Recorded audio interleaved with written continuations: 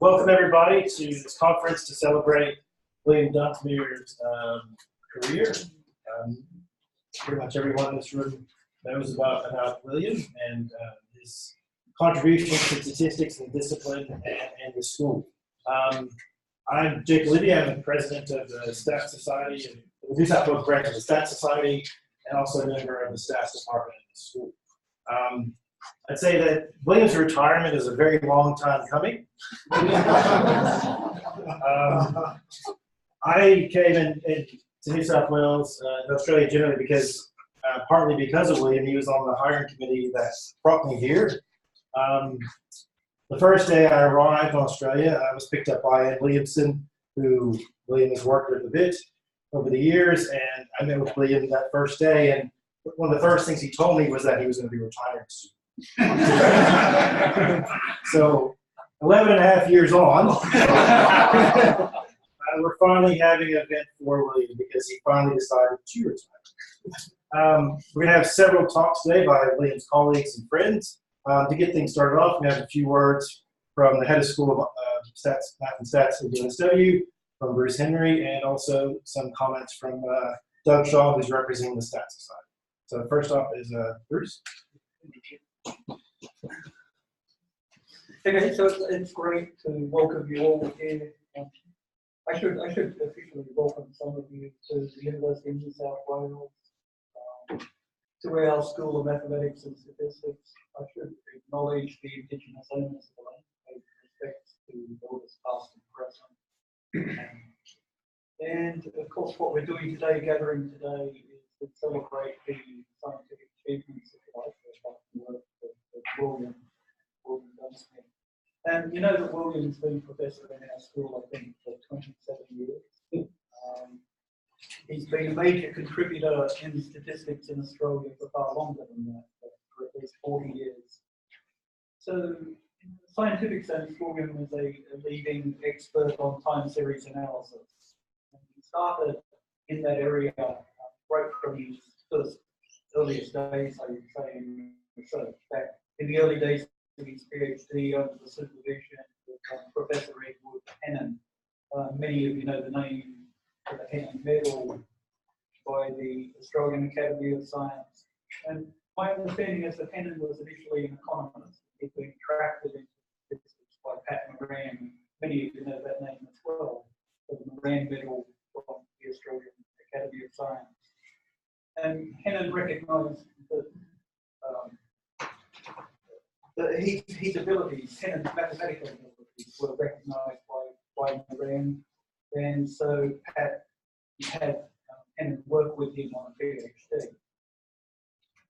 I mentioned that because there's this legacy that really is in all of us that goes back in different directions, different people. William is part of an important legacy, as I'm suggesting, involving Pat Moran, involving Ed Hennon, involving Victor Solo. Victor here today, I think Victor was going to come along.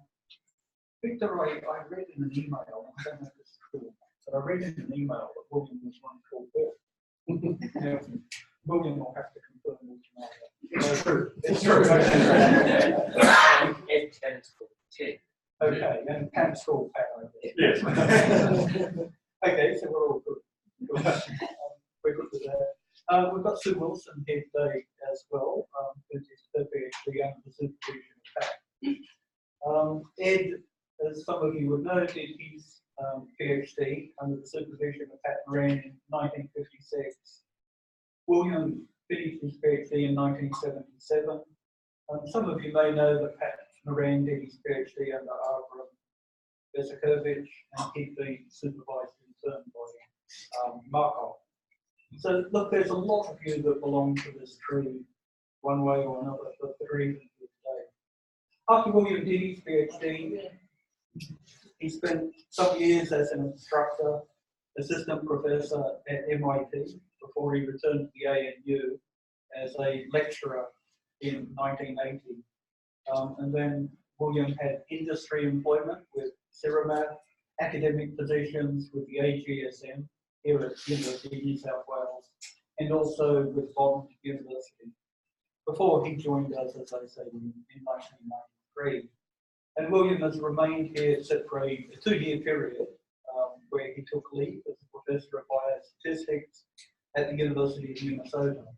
And then William has also taken SSPs and typically gone off to Japan and New York, I understand. So there are attractors for him. I think there's Richard Davies here. There we go, Richard. So Richard is one of the attractors, I understand, in New York to SSP at Columbia University. So I'm saying that William's contributions in statistics, they have been substantial, not just within our school, although that is true, but also nationally. William served as head of Department of Statistics in our school for a total of more than 10 years, from 93 to 2000, 2003 to 2005, and then more recently in 2007. I think I know from talking to different members of statistics department over very many years that William was a wonderful mentor to the statistics department, shaped what that department has become, and helped so many of the academic staff in that department. He organised statistics courses for the broader scientific community, built industry links in risk management, health systems, supervised many students. I think there were 11 PhDs supervised to completion, 12 honours projects, and 36 coursework master's projects. And with the growth in our coursework master's students, William supervised about 36, I think, in a year. There's still enough to go around. You've supported junior staff, I know a lot. It's not just supporting them for promotion, supporting their career trajectories, nominating staff at different times for awards and being successful with that.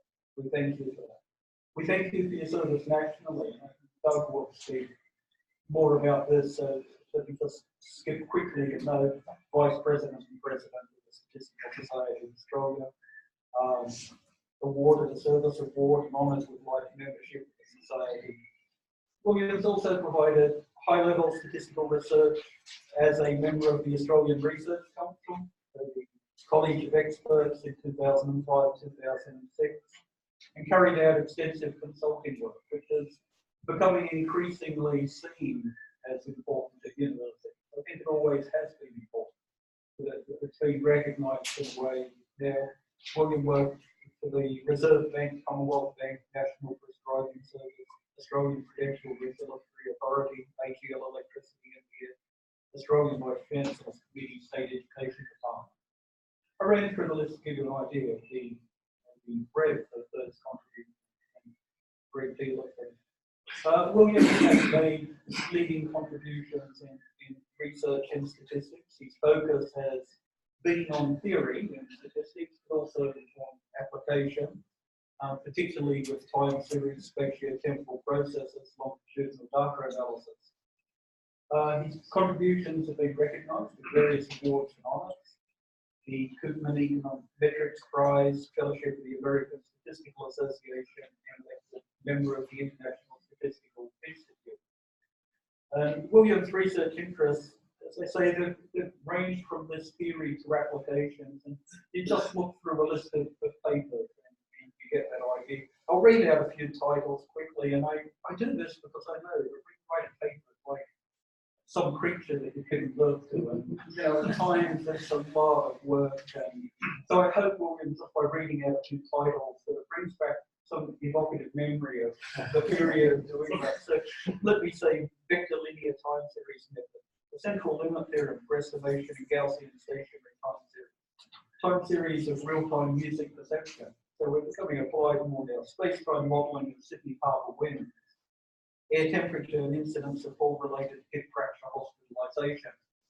You can see it's going from this theory into application. I think it's fantastic. William's research continues to have impact. It continues to pick up about 300 citations a year. So it's having impact in that research. Look, there are a lot of you here who know William better than I do. I always feel that I failed in many ways with staff I never get to. Never properly.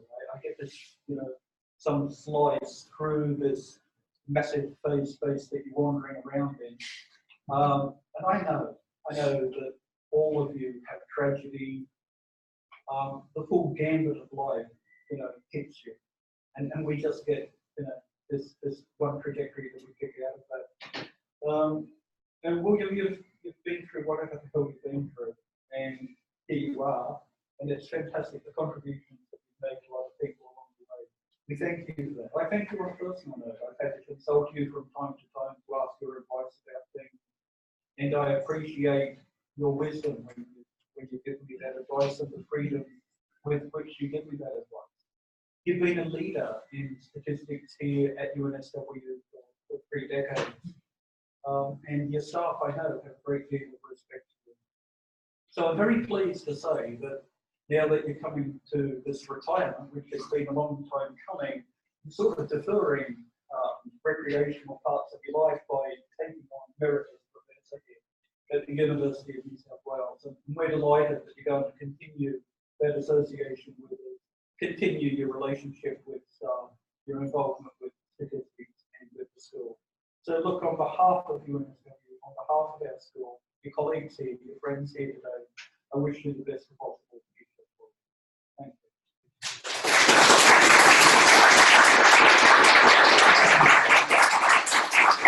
Then I welcome Dunsmuir Dr. the Statistical Society.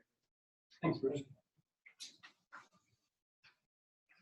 Okay, first of all, let me welcome you here on behalf of the Statistical Society of Australia and the New South Wales branch, and congratulate the New South Wales branch on organising a splendid event. It's particularly pleasing for me to be able to give this brief introduction, partly because I've known William for rather more than I care to think about, longer than I care to think about, back to the heady days of Syrah Math, and that was a well worthwhile experience, but more particularly because of his absolutely magnificent contributions to the Statistical Society. Now, if I look back over the records, I find that he was on the Victorian Council in 1985, President in 1986, he was on the New South Wales Council 1995-96, and he was the go-to guy for conference committees. And he and I think, interacted on the Sydney Statistical Congress in 1996. But more particularly, I want, and Bruce mentioned this as well, I want to refer to his vice presidency and presidency of the society as a whole. He was vice president in 2006-2007, president 2007 to 2009, and vice president in 2009-2010. This placed him in the middle of the firestorm that followed the 2008 conference in Melbourne. And for those of you who are not familiar with that, or who've managed to erase it from your memory cells for a while, this was a situation where the conference organiser defaulted and took all the registration fees with them and left us with the bills. And in effect, this was an existential threat to the society. There was a very real possibility that the society would founder as a result of this. And William led the response and did it extraordinarily well. And one of the things that I think was most noticeable or notable was that prior to that time, the branches of the society had had a somewhat fractious relationship with the broader society. Suspicion regularly, almost open hostility at times.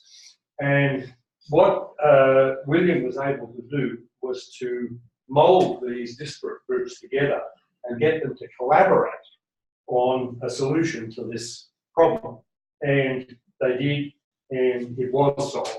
And the society's financial situation was normalised within a couple of years. Perhaps the most interesting thing out of that is, and the lasting credit to William, is that that ethos of united and collaborative and collegial cooperation across the branches and across the whole society is still there. It has not gone away, and the society is much the better for it. And so we are eternally indebted to William for that. Now, I know, because I worked with William on some of this, that this was achieved at considerable personal strain and stress to William. You said life isn't always easy. That was one of those occasions when it wasn't, and it was a great personal strain to William, and I think a great credit to him that he persisted and hung in there and got it done. So on behalf of the Society, I'd like to thank William for his contribution, which is still there. Thanks.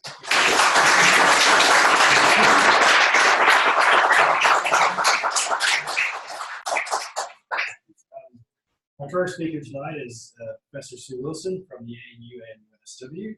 Sue is an Emeritus Professor in the Mathematical Sciences Institute at ANU and part-time at UNSW as a Senior Statistical Consultant at Stat Central and within our school here. She's an Honorary Life Member of the International Biometric Society and an inaugural Senior Fellow of the Australian Bioinformatics and Computational Biological Society. Please join me in welcoming Sue to give her talk.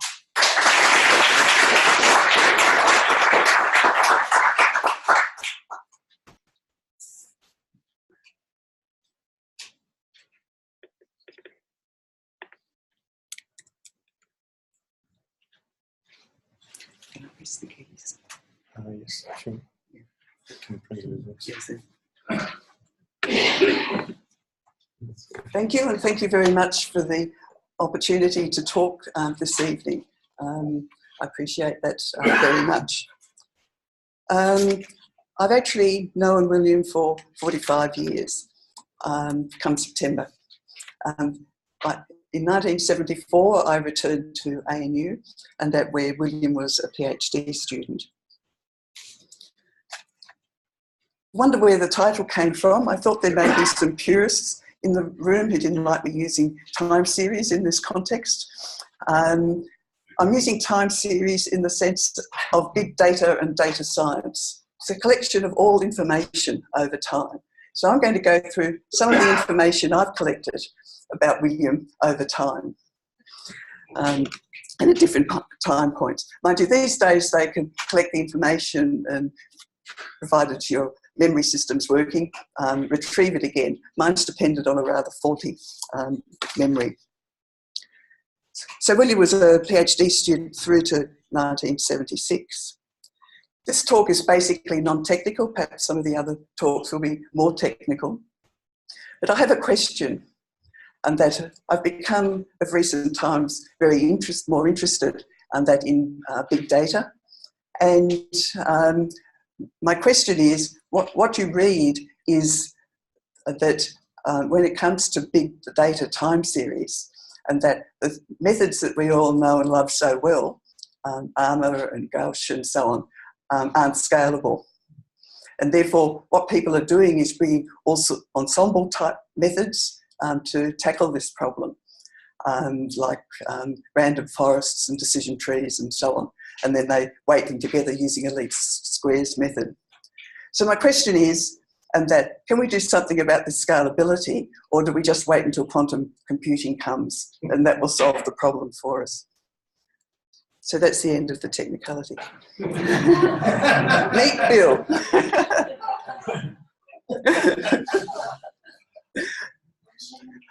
I didn't take this photo.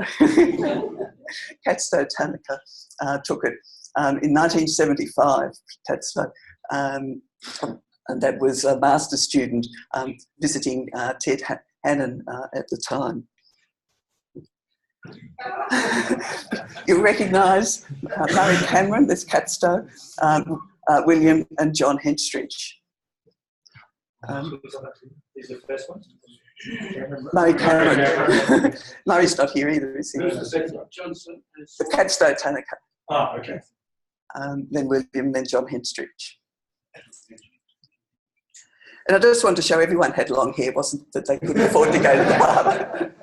I don't think William's in that one. That's the tea room at the Mathematical Sciences building, as it was called then.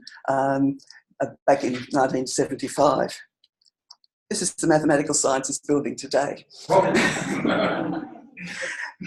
As with big data, we're getting big buildings and big everything, but that's progress.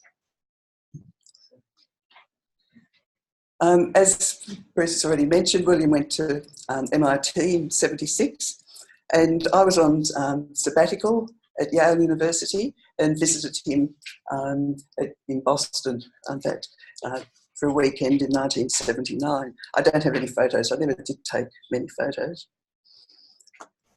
And then, as Bruce also mentioned, William came back to ANU in 1980 to 1982. Let's see if I can get this to work. No, oops. The orange blob, that's where the department that William was in was situated. The other group of statisticians were over here. So we didn't actually see all that much of one another. We'd get together, see one another at seminars and so on. And then over time, we'd also meet up at conferences, the Stat Society conference every second year, and doubtless exchange pleasantries and information and so on. And then there's the other sorts of interactions one has with people. As many of you might know, William lives in Northbridge. I actually grew up in Northbridge. And back in about 1994, I don't remember exactly, I was taking my son to the barber and I hear this "Hi, Sue" from behind the hedge. And that was William.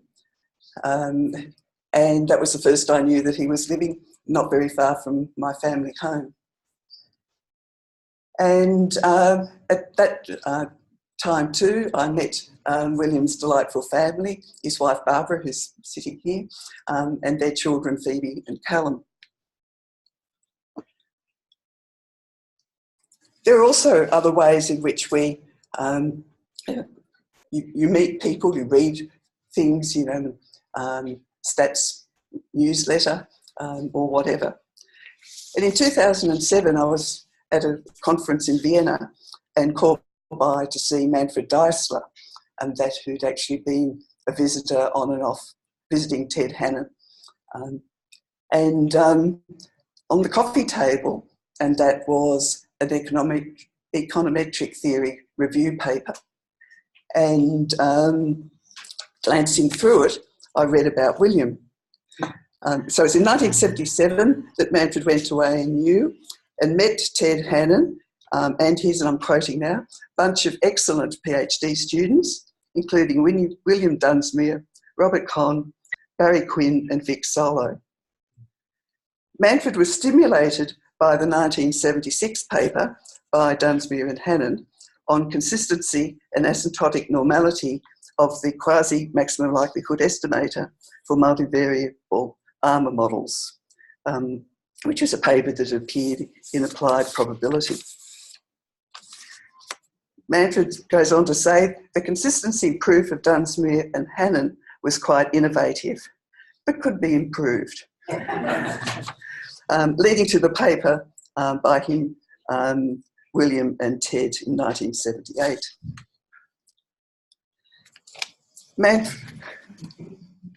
Manfred maintained contact with people over time, and that's this is taken at the Hannon Memorial session in 1996. It's Manfred, William, Rob Conn, Peter Robinson, and that who was a visitor here recently, and Joe Garney. Katsto Tanaka also stayed in contact with the people he met at ANU. After being there in '75 for part of his master's, he then returned and did a PhD, and that with Ted. And he says he also has an econometric theory review paper, and that in which he says how much he enjoyed the discussions and socialising, and that with the ANU PhD students, and that's There's William, Vic Solo, there's here, Robert and Catstow. This photo was taken by Barbara in 2011.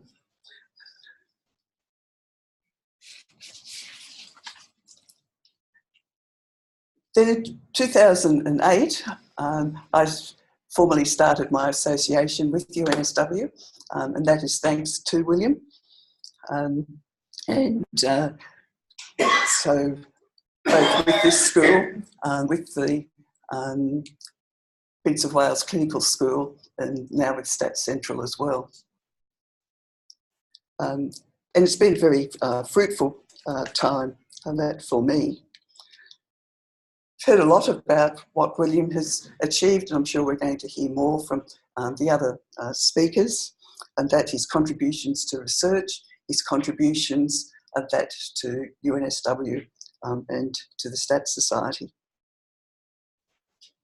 One thing I've noticed in this time of knowing William is just how generous he is, that with his time and with his advice to staff and to students, and how conscientious he is, particularly with his students.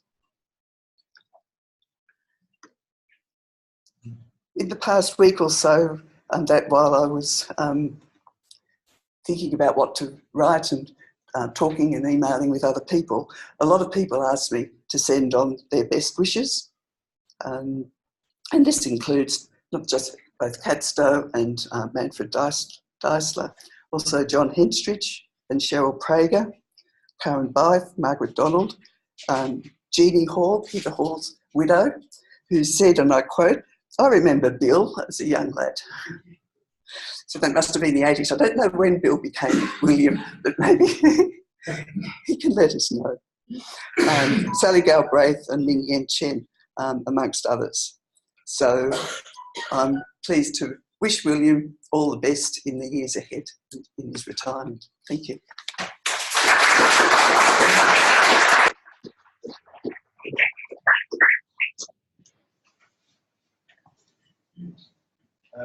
Dr. Feng Chen is next up. He's a senior lecturer in the Stats Department at UNSW. His research interests include point processes, recurrent event data analysis, non-parametric methods, asymptotic theory, statistical computing, and applied statistics. I've been working with William for several years. Please join me in welcoming Feng to.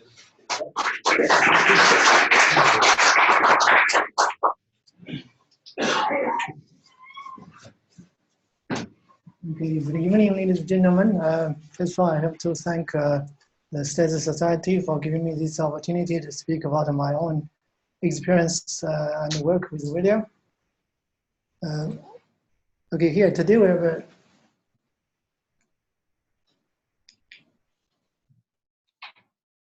okay, so my main interaction with William has been the journal supervision of a PhD student, in week.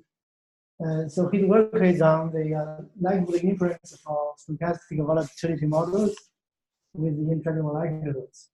So Damien now back at the Macquarie group as a quant. So Damien started his PhD in 2013.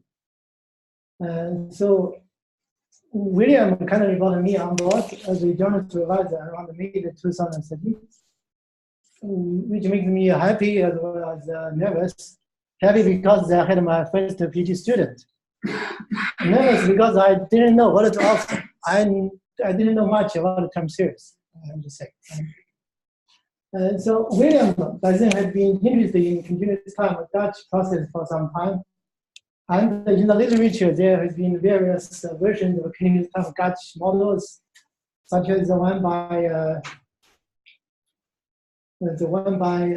Nielsen, and the one by Van of Nielsen and Shepard. So all these continuous time stochastic volatility models, we have like two sources of randomness. Here you have two independent Brownian motions. Here you have a Brownian motion and independent Wiener process. So two sources of randomness in contrast to the discrete time Gauge process, which has a single source of randomness, which comes from the innovation there. So William's favorite version of the continuous time gauge process, apart from his own version with the PD student Feng Chen, is probably this one, the one proposed by Kuperberg and Linden and Rossmeller and you. So the price process is volatility times the innovation. Here you have a single Levy process accountable to generate the randomness in both the price process and the volatility process. So which is kind of a continuous time analog of the gauge online process. So I think this is probably William's favorite. So for the modeling of high frequency financial data, the compound Poisson co-gauge process seems most appropriate, as the log process are typically available only at discrete and evenly spaced time sampling times, and they are intervals where you observe no price changes, so zero returns. So which makes the finite jump Levy process or the compound Poisson appropriate. So the compound Poisson or the compound Poisson co-gauge process has its underlying Levy process being a compound Poisson. Its name suggests just the Levy is just the sum of ID innovations up to time t, according to the jump times of a Poisson process. So the compound Poisson co-gauge process, therefore, will be a pure jump process. Looks like this. It is the sum up the jump sizes of the underlying compound Poisson process, rescued according to the volatility, which involves piecewise deterministically according to this system. Okay, if you view the compound Poisson co-gauge process from far away, it looks just like this. So, which is pretty much what you will expect of the price process of some securities or like a stock. If you zoom out, then you will see it's like this. It's a pure jump process at the times of the Poisson jumps, and the volatility is jump up, decaying, jump up, decaying, just like this. If you look at the returns over regular time intervals,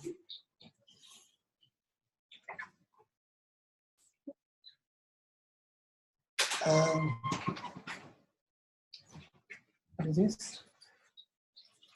Nice. It's this one.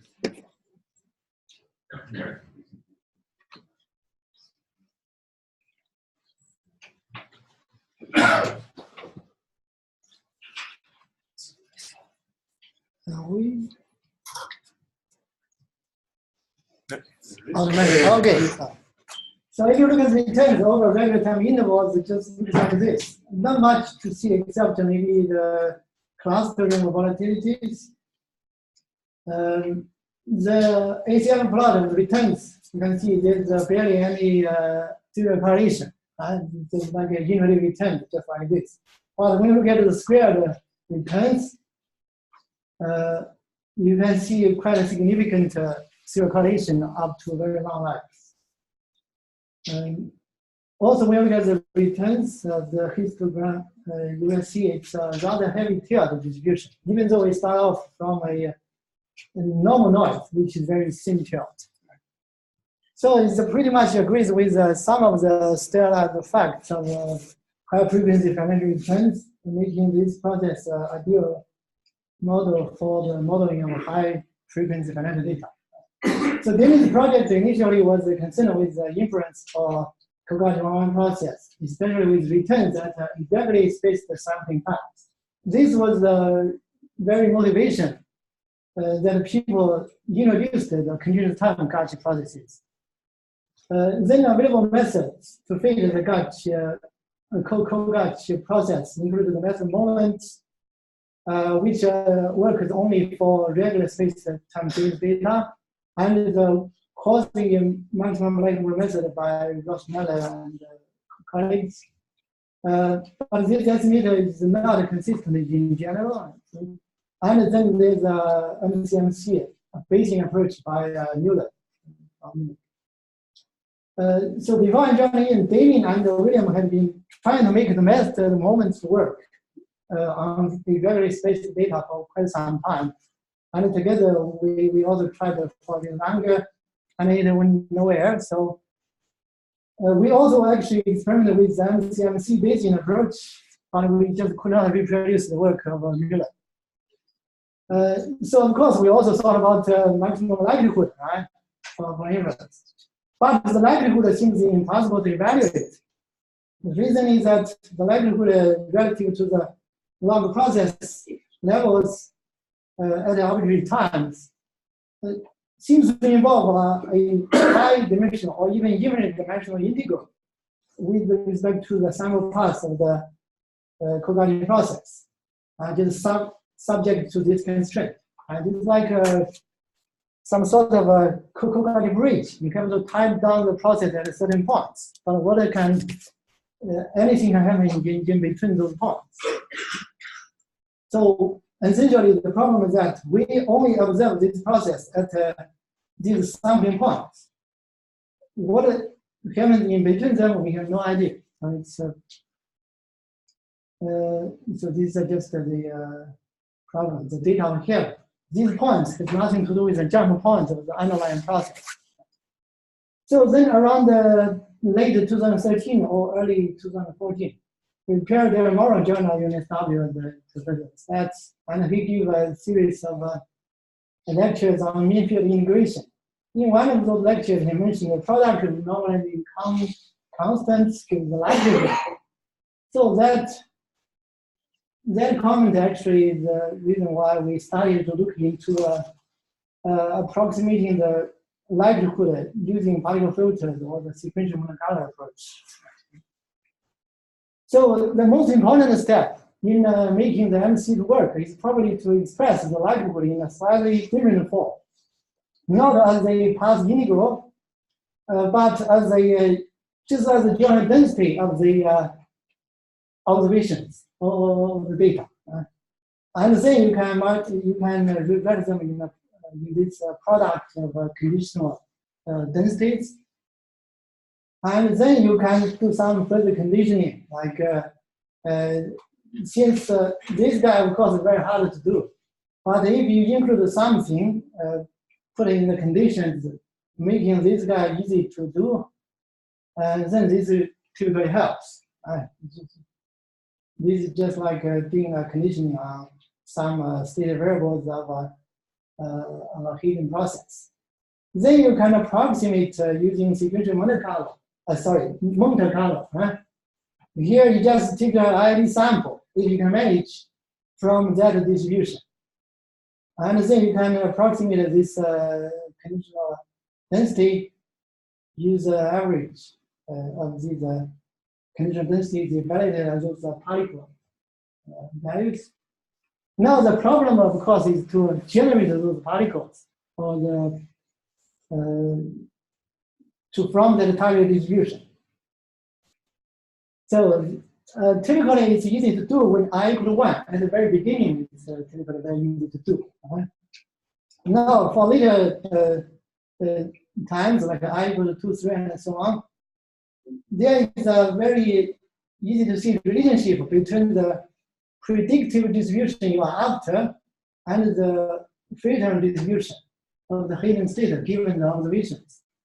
This is like a mixture of these guys are typically easy to work with, and we need that.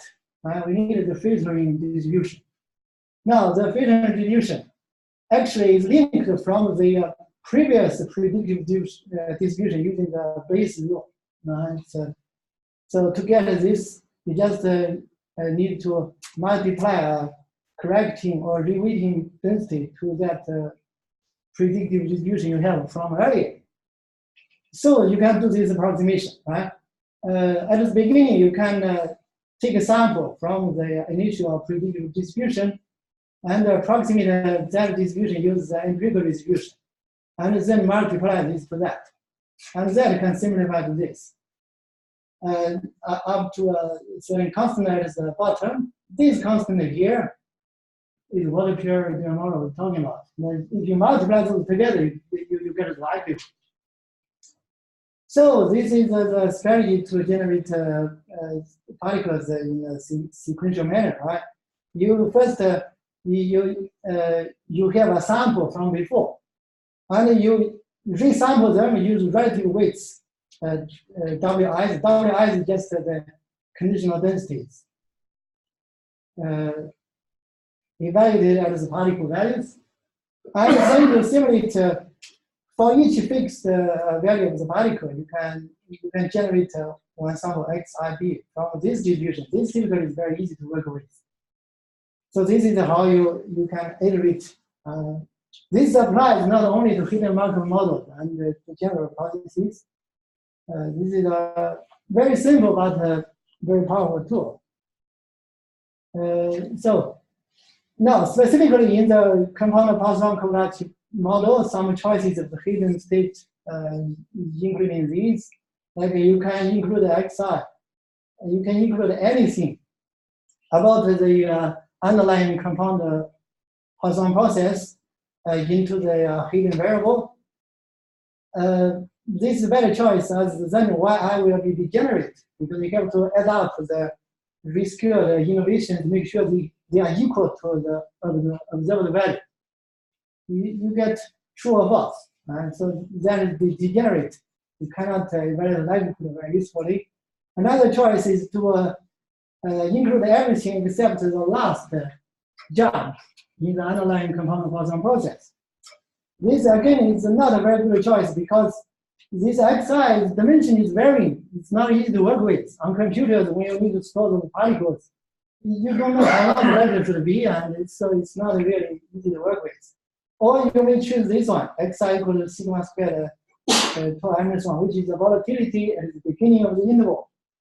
This will be enough to generate the process in the whole observation interval. But this is not very helpful because that's easy to store, that's true. But the conditional density of YI, given that, is very hard to evaluate on a computer. So in of the many files, we ended up with this one, which is consists of the beginning, the volatility at the beginning of the interval, and the cumulative sum of basically the value of the process right before the last jump in the interval, and the volatility at the last jump time and the time of the last jump in the underlying compound Poisson process.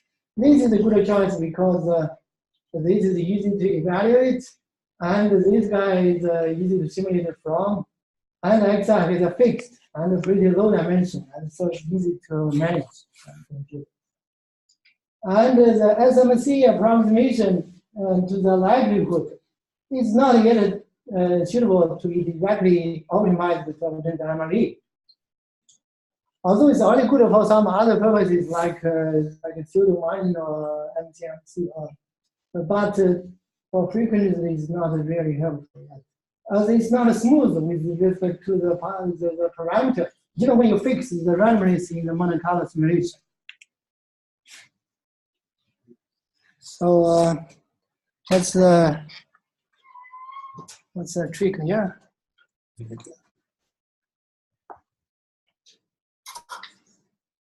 Oh, you just try that? Maybe.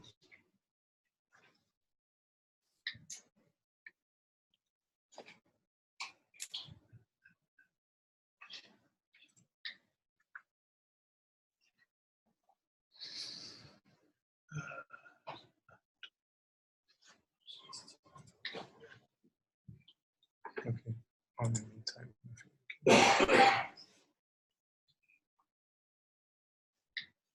So let's do this. Oh, okay. Thank you. Okay. So then we try to various things, trying to make the approximate likelihood surface to be smooth, so you can optimize it. We try to think, including running a kind of smoother on on the rugged SMC approximation. But then the result was not satisfactory. Then in later 2005, Damien came across a paper by Pitt and Mellon in General Biometrics on a smooth SMC approximation of the micro function.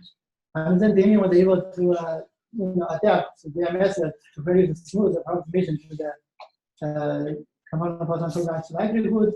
Then the simulation studies showed excellent performance of the estimator obtained by numerically optimizing the smooth SMC approximation to the likelihood.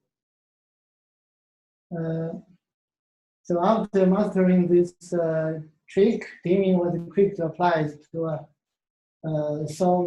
solving other integral likelihoods, such as in the Markov switching Gauch model and the Gauch model with emission data and so on. So in the end, both the external examiners and Damien's thesis, both authorities on the topic scored quite highly on the work. And the work with Damien on this has been published in Journal of Financial Biometrics. And we are still trying to publish the other parts. So some final comments. My adventure with William has been a very rewarding experience, to say. Not only because with William I survived my first PhD student, but also because the filter trick I learned in the process has enabled me to work with a student, Tom, to solve the inference problem in several other models with integrable likelihoods. And over the years, William has also helped me in numerous other forms, such as serving as an observer in a promotion interview to see a lecturer and offering advice on life, on work, even on reading kids. And thank you, William, for being a great mentor and friend. Thank you. And thanks everybody else for.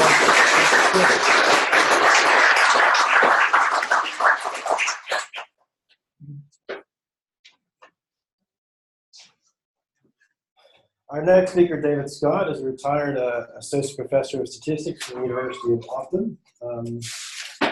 He retired in 2017. He previously held positions at La Trobe, Sheffield University, Bond University. Is that with William at Bond? Was it with William at Bond University? Yes, so I'm talking about that. Oh, excellent. And Colorado State University in the U.S. Please join me in welcoming David.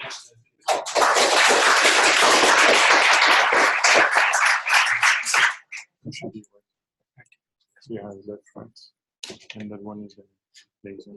Forward and back. Yep, and that's the laser. Okay.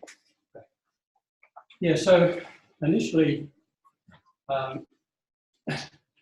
think I had a fairly strong effect on William's sort of future career. And but after that, perhaps William had more effect on my career and future life, actually. So that's what I want to talk about, the sort of significant effects, and those are both statistical and personal. So there's not going to be anything technical at all in this talk. So if you ask, so why am I here? Well, I think I can be as certain as any statistician can be about anything that I'm the person that has known William the longest that's in this room. And that was in 1972. Now this is obviously not William.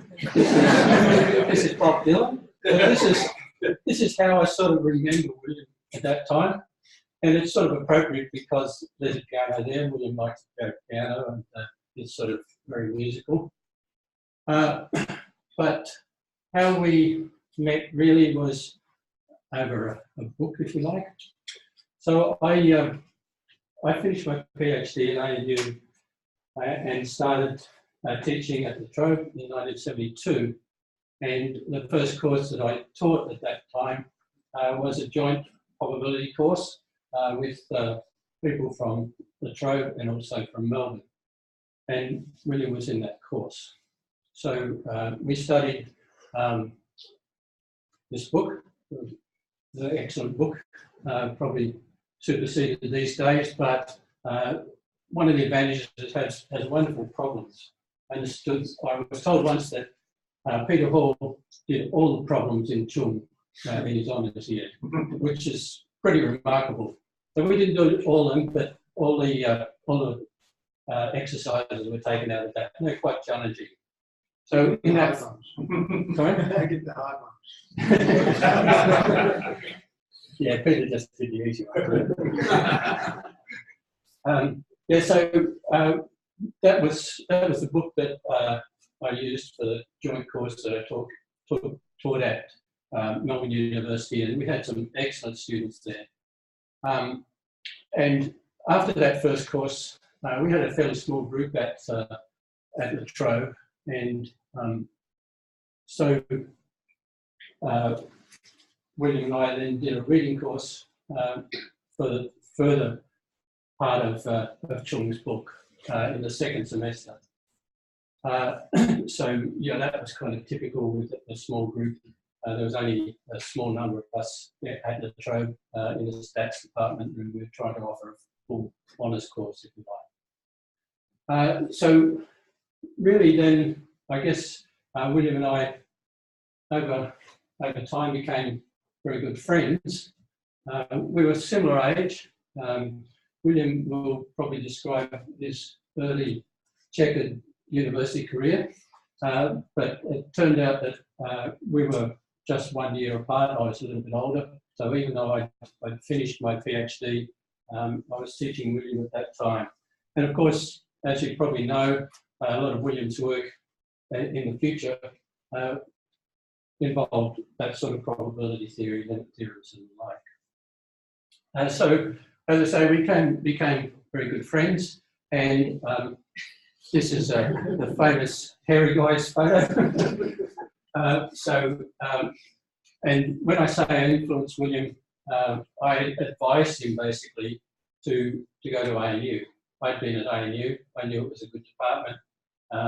He and his wife both were looking to do PhDs, and so I suggested it was a place that you could get scholarships and it would be a good place to go.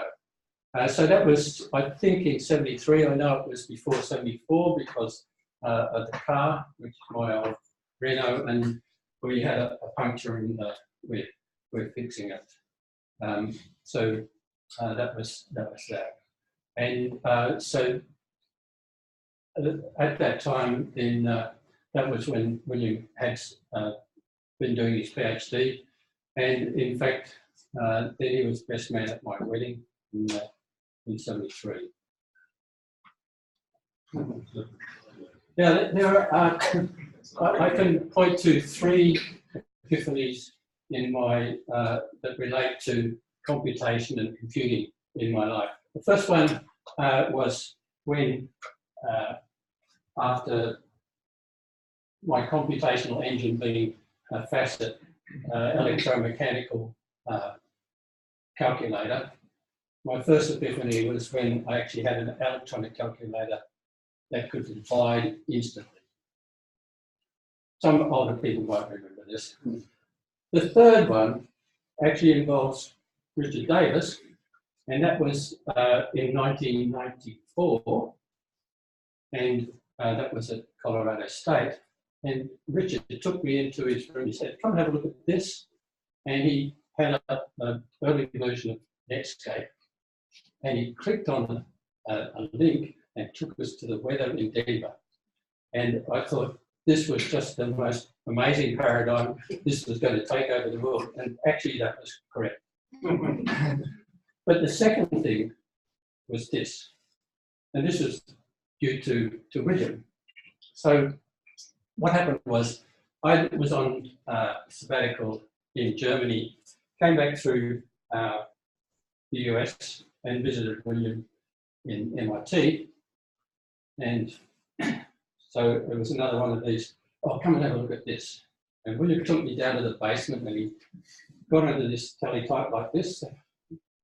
There's probably an old one lying around this university somewhere. Bang, bang, bang, bang, bang on a typewriter. And out come the printout. And what had happened was he'd done a regression, a multiple regression.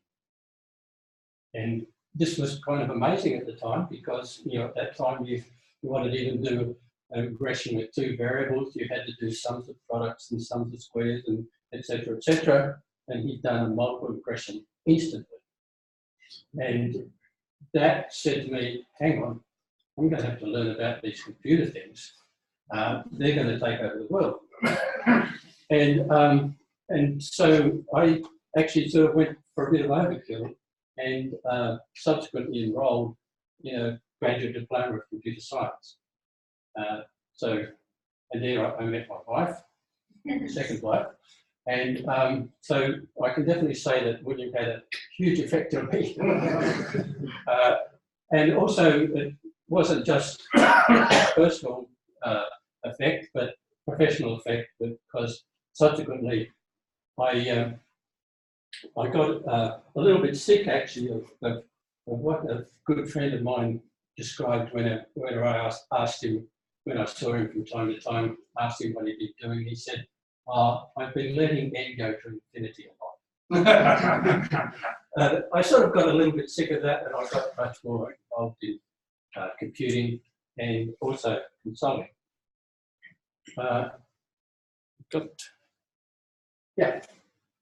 So this is another sort of effect of William. So when I also started working with William, he was in Melbourne, and we were looking around for we were trying to upgrade our house. It was a bit small. We thought we tried to buy houses around in areas that we liked. And William had bought down in Irregular, and we went and visited him. And the next thing, we bought a place down sort of 2 streets away, which we still have. So that was another pretty strong effect of William. Also in 1985, I took some leave and worked with William at Cyromath for 6 months, which was a great experience. It got me into a lot of consulting. William and I spent quite a lot of time together. We have lunch and sort of wander around Albert Park and talk about various things, as you do. And but I learned a lot at that time. I learned Unix. I learned additional stuff with, we did a lot of Minitab, which is what William had shown me originally at MIT. And yeah, and I got real experience in consulting and an idea of what's involved in consulting. And I've worked in quite a lot of consulting work ever since, basically. Next sort of contact was at Bond. So this is obviously Bond University publicity photograph showing wonderful stone buildings and the like. But so in 1998, I suppose, Richard Tweedy sort of took me aside and said, "Oh, I'm going to be starting up at Bond University. Are you interested in joining?" Kath, his widow, is here tonight. So yes, I decided that this would be interesting. I'd been at La Trobe for some time, and some very good people were going. William, people I knew, Ian Saunders, people I didn't know, Kerry Mengerson, John Eccleston, pretty solid group, as you can imagine. And so we went to Bond University, and we had this consulting group, quality management, decision analysis, and William was head, I was sort of deputy. I did a lot of work on running short courses. That's one thing that we tried to make a bit of money out of and did at times. And that was really quite an informative experience, because we were going to a place that didn't have any traditions. And we were sort of free to set up things in the way we wanted to and experiment. And yeah, it was a very good experience, sort of, certainly initially. And it also, it coincided with both of us having young families, and our families spent quite a lot of time together, and you know, socially and etc. It was very good. And William and I worked on various things. We did write one paper there on a topic which William sort of introduced, which was median exponential smoothing, which is kind of a nice idea, but I don't know anybody that's taken it up to perhaps the extent that it might. But it has some problems with looking at the distributions and involved. But that was the first paper I wrote with William. That's one university, and so yeah, that's kind of our corporate image. Most of them ties and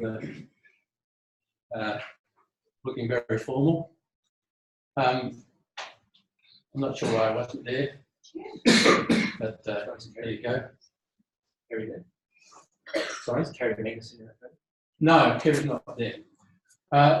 Then the next thing that William had an effect on was that he left. And I took over his course, which was based around this book. And yeah, funnily enough, I'd been taught by Ted Hannon at ANU. I'd done an honours project with Ted in information theory, and I'd got nothing out of Ted's lectures. I did not understand time series whatsoever. He was a terrible lecturer. He was a great guy, great mathematician, you know. But yeah, so I actually learned about time series really from this, and reading William's notes and having to deliver them. And in particular, I became familiar with exponential smoothing, which will appear later. I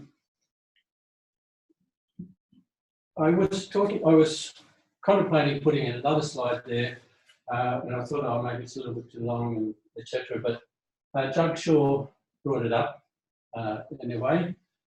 In 2006, I organised a conference, a joint New Zealand Australian conference, and Doug will remember that.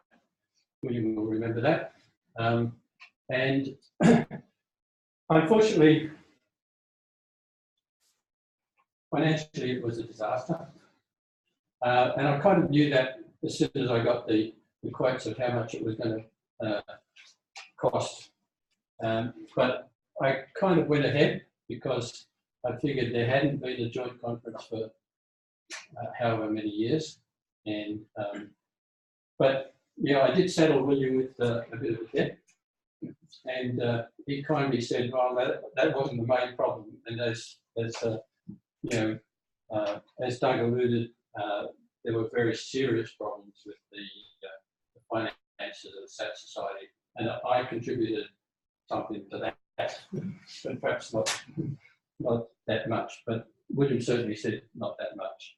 So, but yeah, I definitely appreciated that William dealt with that. I just headed off on sabbatical after that. So the next thing that I want to draw attention to is the next bit of work that William and I did. So William had, over the years, he'd worked on time series, and you know, with Richard in particular. And so he had software, Fortran programs and the like. In the meantime, I'd done a fair bit of work in R. We know that Auckland is the home of R, and I also worked with a colleague in Switzerland on various stuff connected with R, and had sort of had experience in dealing with CRAN and getting software onto CRAN, and I also had students coming in who wanted projects, so we got together and talked about it, and so I said, well, I could get the student to work on a project, put together all your software, and we'll get a package together and publish it, which we did. And then we wrote the paper and published, so the Glamour package is there, and we've done a few enhancements since, and sort of thinking a little bit about some more enhancements perhaps this weekend.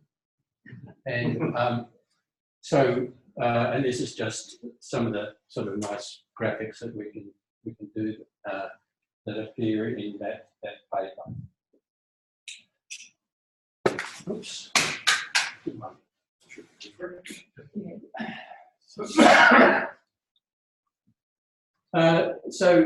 And I mentioned that I learned about exponential smoothing and really from that course, and you might not know that I do making predictions, and they're published on our department blog.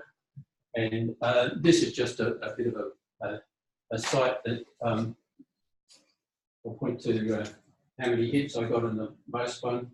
So I've currently been getting about 4,000 hits on my super rugby predictions each week. But it's all based around the error correction form of exponential smoothing. So again, this is something that I can attribute to William Dunsmuir. So now we've sort of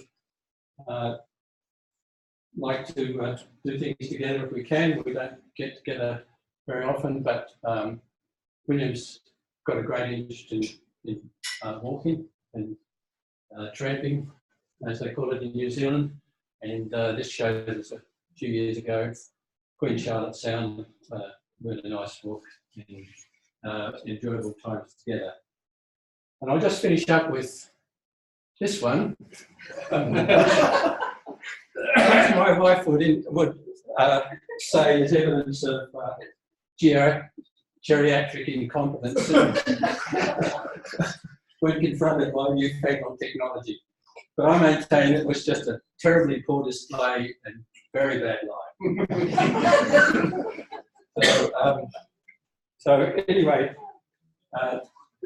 that's all I really want to say, but except to say I'm very pleased to be able to talk today and to acknowledge the very happy times I've had with William, the great friendship, and all the contributions he's made to my career. And thank you.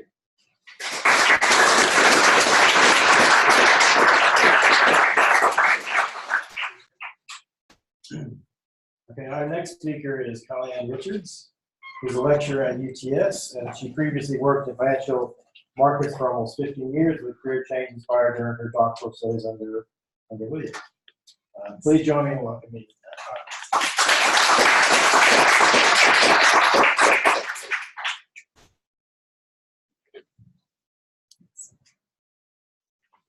Okay, so until very recently, I was a PhD student of William's.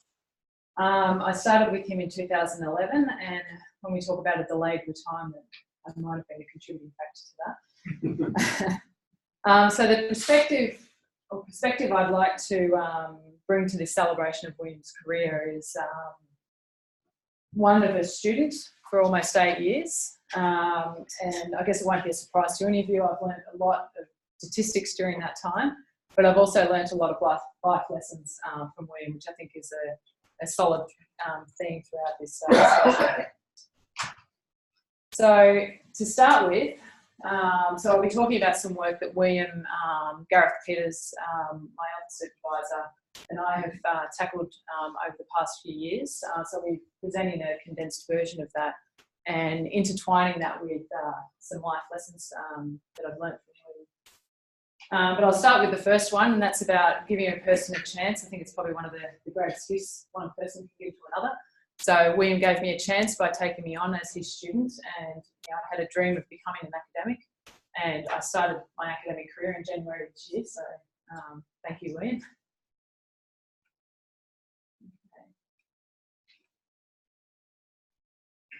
Okay, so we started my PhD with the aim of modelling the limit order book data in financial markets. And skipping forward a few years, we started this work on Hawke's self-exciting point processes. So there's been a proliferation of point process research for financial market data, largely because it lends itself to irregular spaced event-driven data. So this flexible Hawke self-exciting point process was first applied to financial data in 2007. These have actually been around for about 50 years, with Alan Hawke's being the first to introduce it for earthquake modelling. So it's taken some time for that to reach financial markets.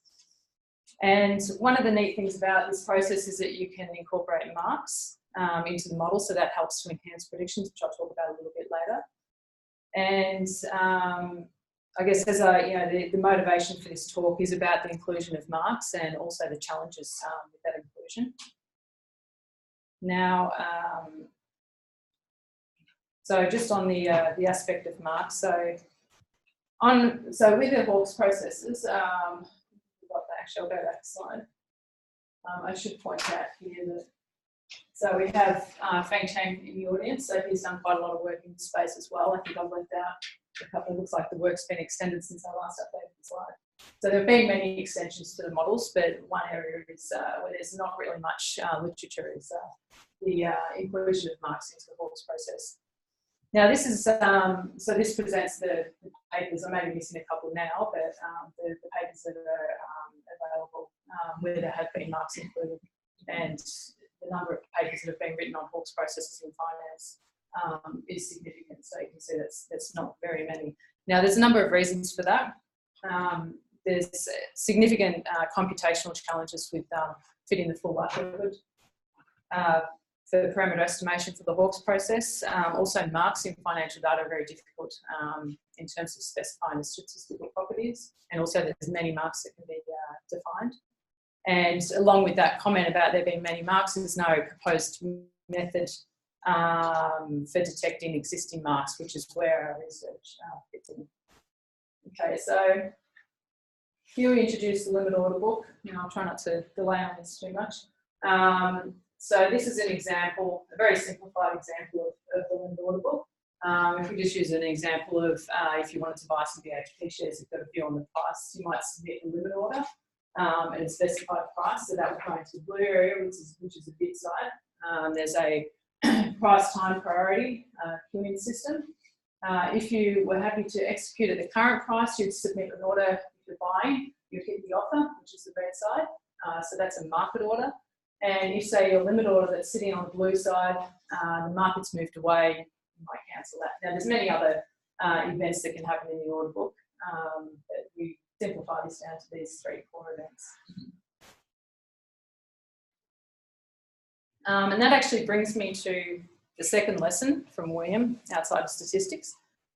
So when I first came to William, I'd been working in banking for a number of years in Hong Kong, and I'd been working with this limit order book data for quite some time. So I was meant to be coming in with not an expert, but at least some reasonable knowledge of this data. And I was keen to basically jump in, here's the data, and throw some models around it and look at some cool applications. And I guess what you would expect from William is he started asking questions about the data, and he started asking many questions and questioning the assumptions I had about the data. And I think what I learned from that was that, and it's quite a valuable lesson, especially given I'm heading down the academic path, is that William's most certainly not just looking at this next set of data to apply some sophisticated statistical model, so nail and hammer kind of comes to mind. He's in fact quite deeply curious, and I think he approaches problems with care and with the aim to truly master that problem. And I feel this epitomises what an academic researcher should aspire to, so it's been an excellent example. Okay, so moving back to the model. So after we spent a great deal of time looking at the data, and also looking at various potential models for this data, we identified the Hawke self-exciting point process. So I guess the key feature of this point process is the events will allow you to model events that occur on irregularly spaced time intervals. So the counting process is an accumulation of counts of those events, Now, the type of Hawkes process we considered was a univariate Hawkes process with vector valued marks. So the Hawkes process is represented by, see if I can get this working, by this intensity function. So we have an exogenous component here, this eta, which is the immigration intensity, and then this endogenous component here, which this corresponds to increased intensity, essentially capturing the clustering behaviour of the model. Now this part here, which is quite relevant to this talk, is the boost function, and this is where the marks enter the function, into the model. Okay. All right, so with regards to the event process, so the data's, well, the event time's irregularly spaced, as I've mentioned, over time. It's important, I guess, to define what those events might be. With the financial data that we look at, there's many ways you can define that. So what we started with was looking at the arrival of these events that we discussed. I discussed a moment ago, so market orders, limit orders, and cancellations. Now the order book, in addition to defining various levels, types of events, there's also various levels of data. Then you've got the bid and ask side. So key to defining the event process is also important to the way we define the marks. Now I've just given some examples here of potential marks. I think the simplest example would be if I wanted to buy BHP and I submit an order of, I don't know, 100 shares versus submitting an order to an institution of 1 million shares. You can understand that the difference between those would have a significant impact on the following events. So the reaction of whether it's trading algorithms or other traders in the market. So excluding things like volume of an event type, you can see is missing some pretty key information. Okay, so that's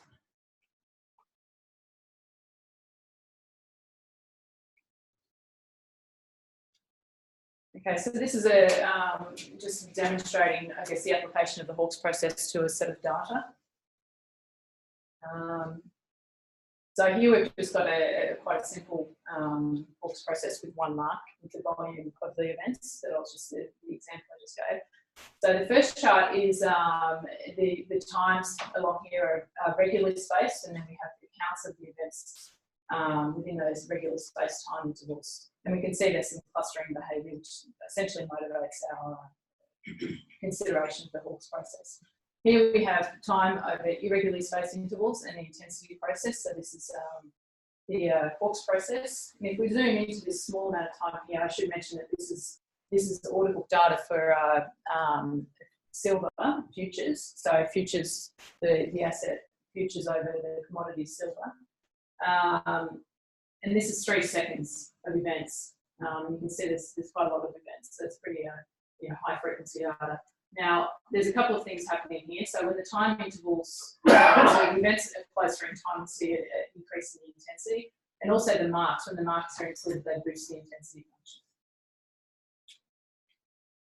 function. Okay,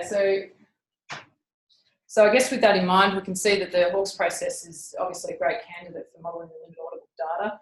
There's many marks that we can potentially construct from that data, and they are quite important in terms of prediction, enhancing predictions.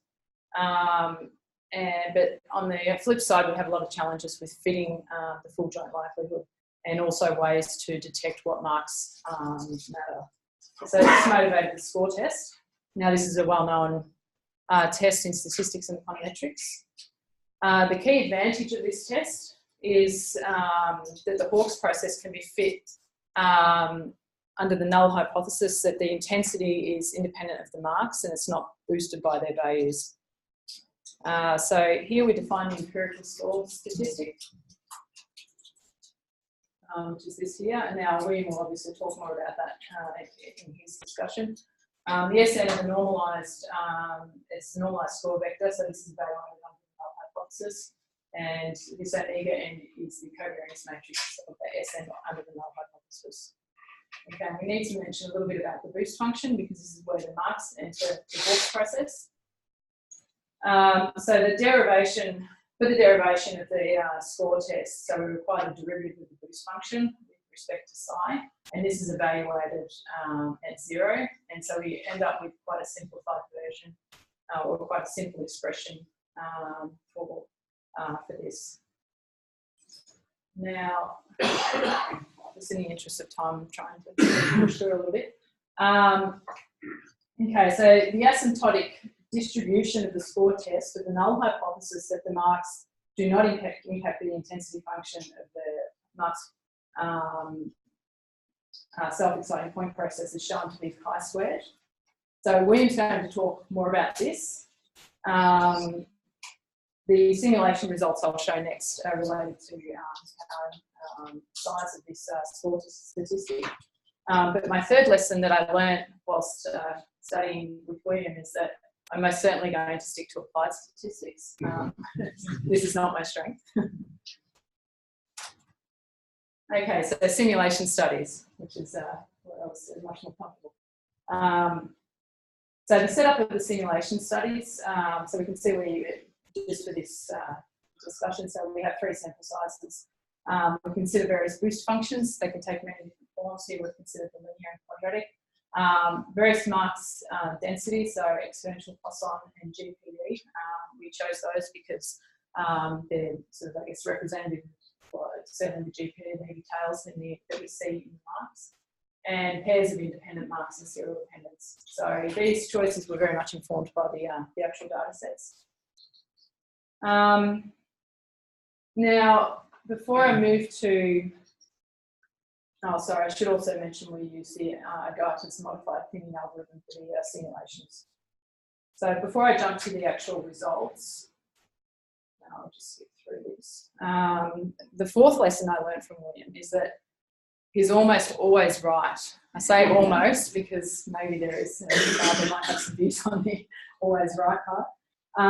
So he has an uncanny intuition for statistics, which I guess is not surprising given his abilities in statistics and his vast experience. So when I first presented William with some results and without looking at my code, essentially just looking at the final results, he started to question whether they were right.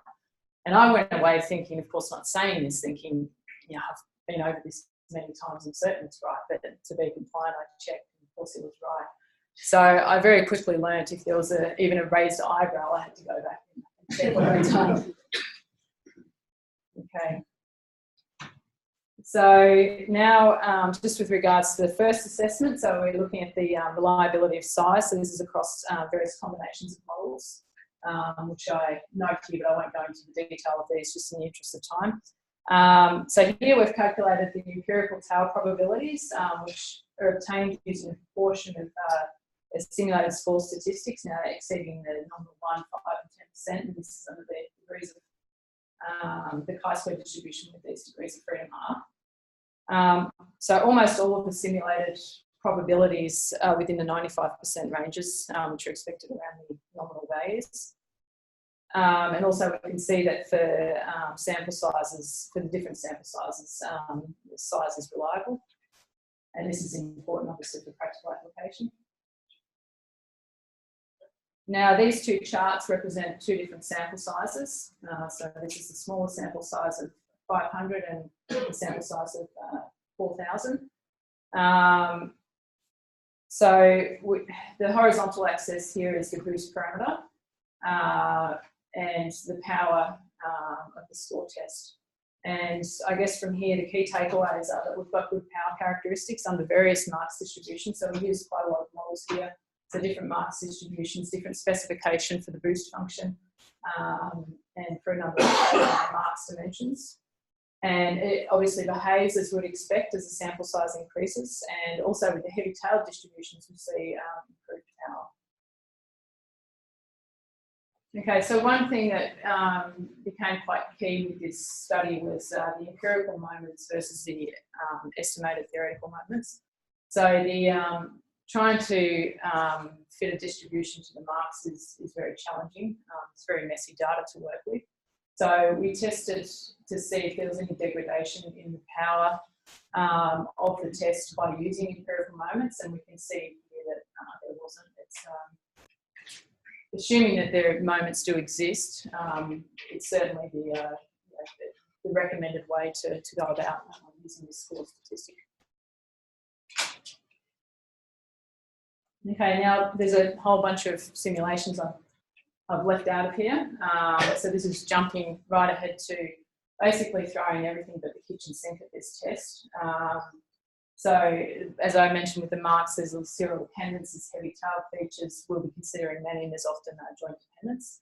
So this is a test essentially under some more closer to realistic assumptions, realistic aspects of the data, and testing the power of the score test, and it's as we would expect. It's very good, and we see that I guess there's a correlation for the between the marks increases, we see increased power. So this is quite promising.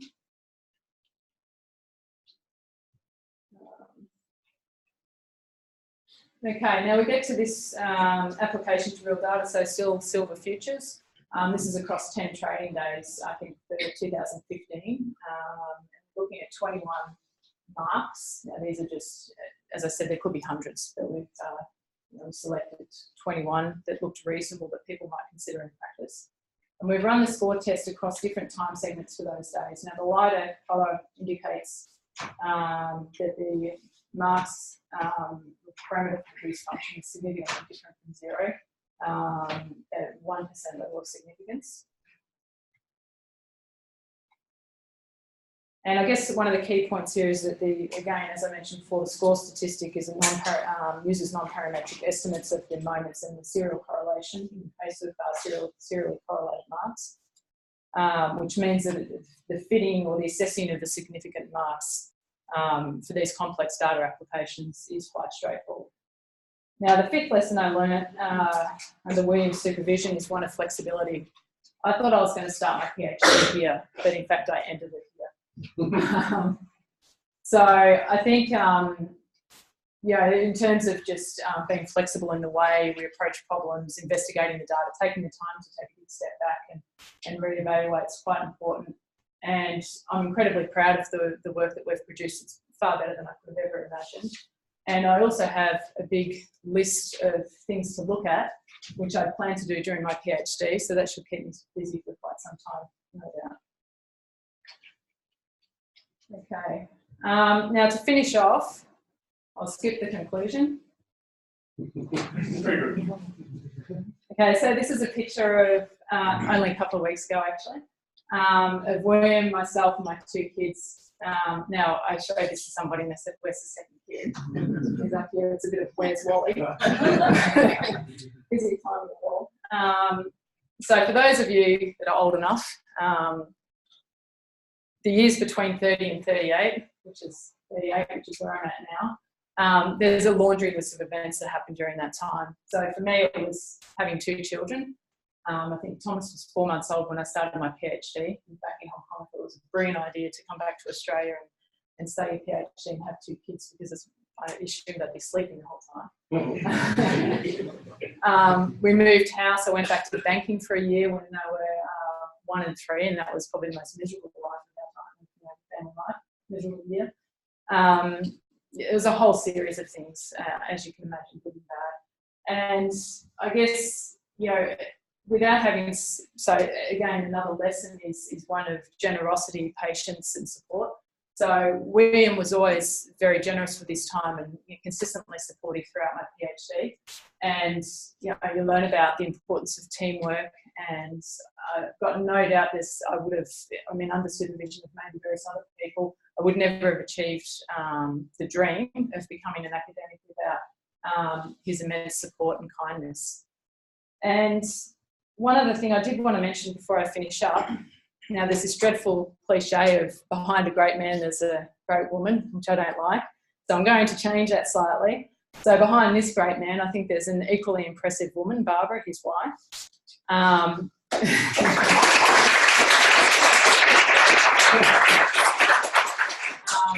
got no doubt that she's, her support for William has contributed a lot to not only his great career, but also for all of us who have had such a positive impact by working with William on our lives. So I'm very grateful for you too, Barbara. And thank you, William, and that's it. Thank you.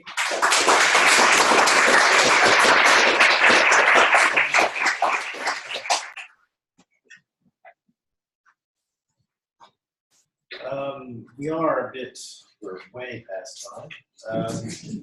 But we've also been listening and talking for an hour and a half now. So how about we take a very, very quick break so people stand up and go to the toilet if you need to, and maybe 2 or 3 minutes and we'll get back to it. And Pierre says drink more beer, I think.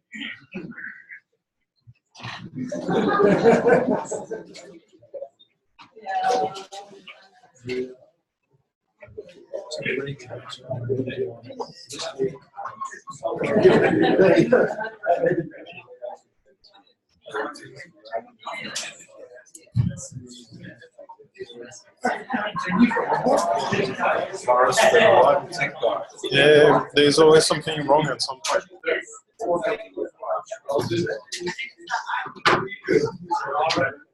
We don't switch it on Yeah, so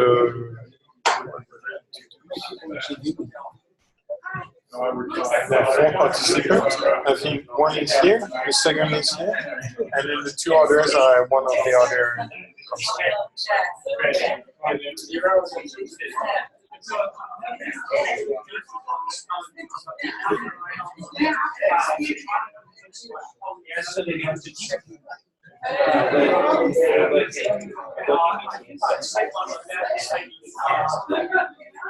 So for yeah, we can move this one.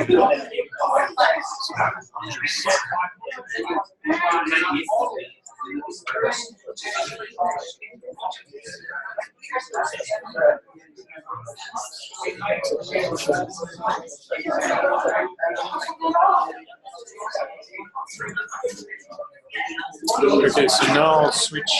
You want to use this one, right? What do you want to do? No, not yet. So you can. We'll. So actually, we can eliminate this.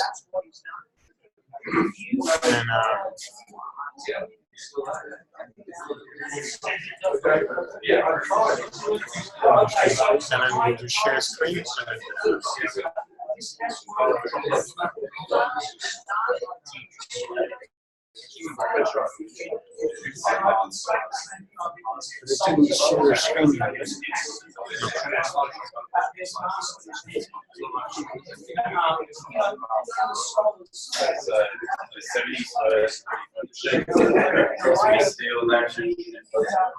that's William Dunsmuir. Yeah, I've got no idea why. What's your screen? Yes.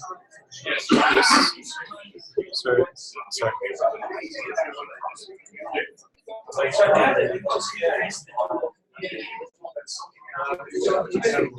Okay. You look the same, right?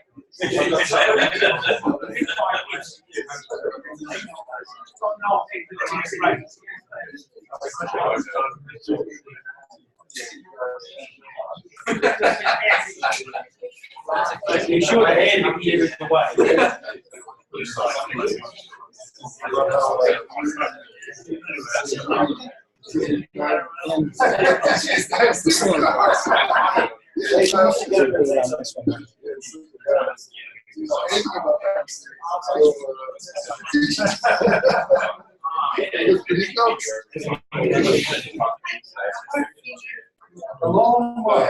So the middle one here is the laser. Okay. We are. We are touching it before you saw you look a little bit uncertain. And of course, at some point, I don't know why. Now this is the HDMI. So it should be displayed on the screen, but it doesn't.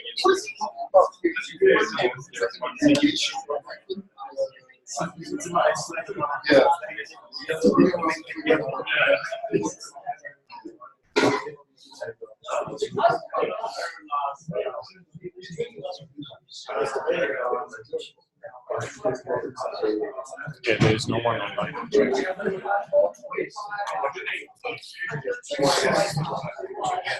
Yes, there you go. So this one is my. So, but it's not being displayed yet because we haven't transferred it. Yeah.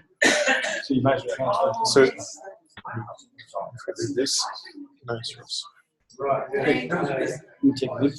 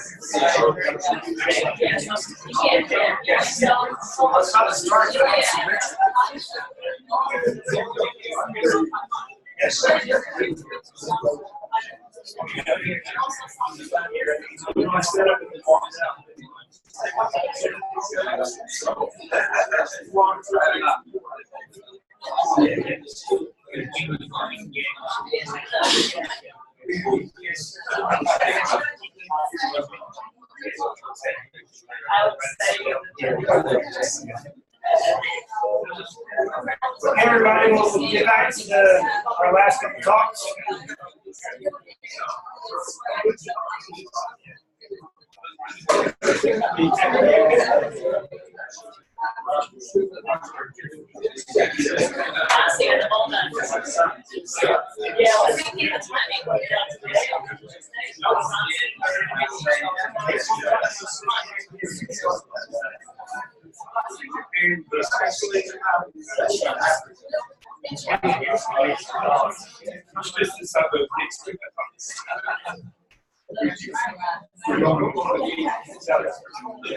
Okay, guys, everybody, our next speaker is Richard Davis.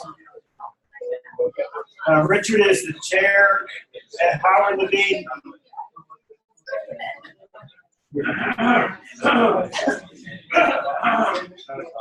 I thought the engineers were back. Geez. So Richard Davis is chair and Howard Levine professor of statistics at Columbia University. He was president of IMS 2015 to 16, editor-in-chief of Purdue Journal 2010 to 12, and awarded with William Dunsmuir the Coopman's Prize for econometric theory in 1998. Please join me in welcoming Richard.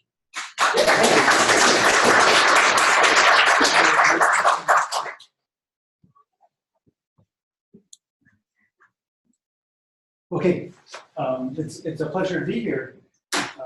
So this is going to be a talk on William. I guess that's sort of obvious. And I came up with this title, William and Me, and sort of catchy to me. And it was inspired by this documentary. Roger and Me. I'm sure you're all familiar with it. And the storyline has nothing to do with this talk. And I was telling my wife that I was motivated by this documentary, and she said, well, why not Marley and Me? And actually, there may be more similarities with Marley and Me. I mean, this Labrador and William share many characteristics, I think. They're both lovable, they're loyal, they're independent, and that sort of thing. But it's a spoiler alert, Marley dies at the end of that. So this is probably not a good.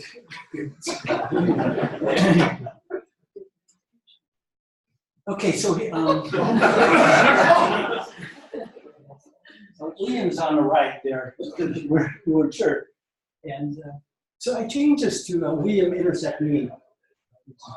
William and Me. For your perspective. And I just want to say that I'm going to focus on this intersection. And there's another part of William that many of you have already heard about, and this is like the William intersect not me. So you take the union of those two, and then so mostly I'm going to focus on William intersect me. And since I've already introduced a little bit of set theory, let's continue along that theme. So I'll talk about some history, 1974 to 78. And so when you think about well, set theory, you have to think about a universe where these events live. And so the events I'm going to think about living is in this University of Time series and related stuff. And William was a student of Han, a well-known time series person. And I was a student of Rosenblatt, Murray Rosenblatt, who also worked in time series. So that's going to be the universe that we live in. And between 74 and 78, we had met. Okay, so that's me on the left, and that's so we have like disjoint events, although we both live in this universe. And William, in this is a pre-me era, me meaning actually me.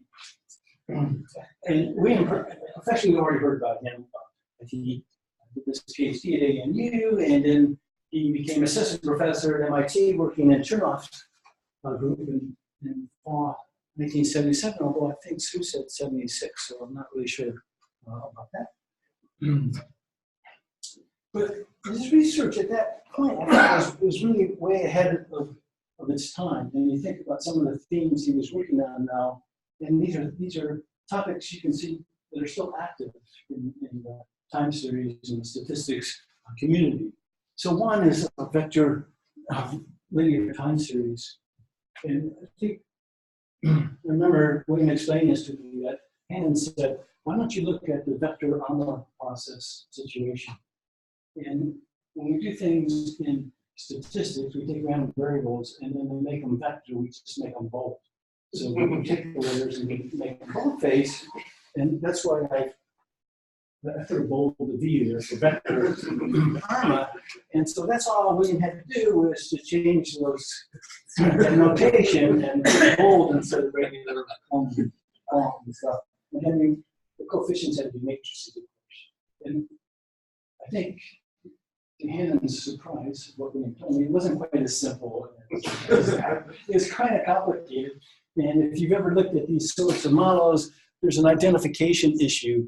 And these things are not really completely resolved. And they kind of persist even to this day. So William published a number of papers at that time with Hannon and with Dyson. as well. But he also was looking at time series with missing data.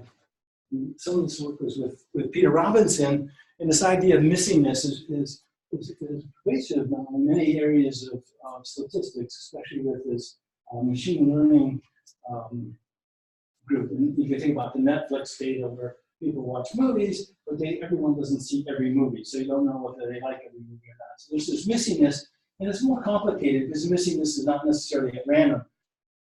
It's related to the response, and William's always been interested in this sort of problem. And this is back, this is pre-1976. And the other area that William had been working on in that time period was periodic time series. So this is time series where you think over the year, you have seasons and that sort of thing, and you have to do seasonal adjustment. And this is kind of an important problem today, especially when you think about climate data. You better adjust for winter and summer. Anyway, so these areas are where William was working on back then, and you can see that there's still important areas that people think about in statistics and time series as well. So when I come into play is actually 1979, and we start touching. You see this this guy here. See, these two circles are showing the touch, and that's because that William was at MIT, and I joined that Chernoff group, and so there were like, I don't know, 5 or 6 of us at that time. And in terms of the notable events, I arrived in August 1979, and I taught a course my first semester there. It was on extreme value theory, and it drew a lot of people. It was a total of 3 in the class. But William was kind enough to attend that class. I don't know if you remember. Did you see the notes? I had no notes back then. And then also, Yixin Yao, I'm not sure if you know him, but he's a professor of academic Seneca, quite well known. And he was a PhD student at the time. And so it was William Yixin, and there was one other person I can't remember who it was in that class. So if you missed that class, you got to still. And then during that year, William teaches me how to play squash. Maybe I shouldn't have really said it quite that way. If you've ever seen William play squash, he introduced me to squash. And also learned some interesting Australianisms like, let's pull up your socks now. And so that was always interesting doing that. And so this paid dividends with him. But maybe the most important event was that William left. In 1980, and this kind of follows up on what David said earlier. So he went back to Australia in 1980. And I think that may have been the best thing that ever happened to me professionally. So I hate to think of a negative thing being so influential in my life. So why was that like the best thing that happened to me? And this kind of pairs with what David said earlier, is that I was assigned to replace William for teaching time series. So I remember that distinctly in like the spring of 1980 when, Chernoff, he said, okay, he's got a list of courses that we have to teach. So, time series. He said, Davis, you teach time series. And I knew nothing about time series. Really, I could not teach that class. It was a different type of. Pardon? Did you do a doctorate with Grace? Yeah, but Rosenblatt's time series was different than this kind of time series. This was a time series for the business school students at Sloan.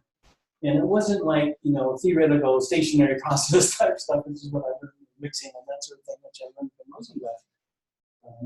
Rosenblatt couldn't teach this class. Anyway, but you don't say no to Chernoff. You just say, yes, I'm going to do it. And and then I panicked, of course. And William gives me a quick primer on teaching time series to me, and it included some software that he'd written the interface with Minitab. And this was the same computer that you showed earlier, okay? And we had this Minitab on this. HP 3000, whatever that thing was. And William had designed some things that did some spectral smoothing. And he interfaced that with Minitab. One Minitab actually put it in their standard package, but this is like writing functions for R back in the day when you couldn't really, nobody wrote functions for Minitab. So anyway, I worked like a dog, being able to teach this time series class. And maybe as a quick note, Victor Solo was a beneficiary of this because he taught time series at Harvard the following year, and we met at the end of that semester that tried to exchange ideas and notes.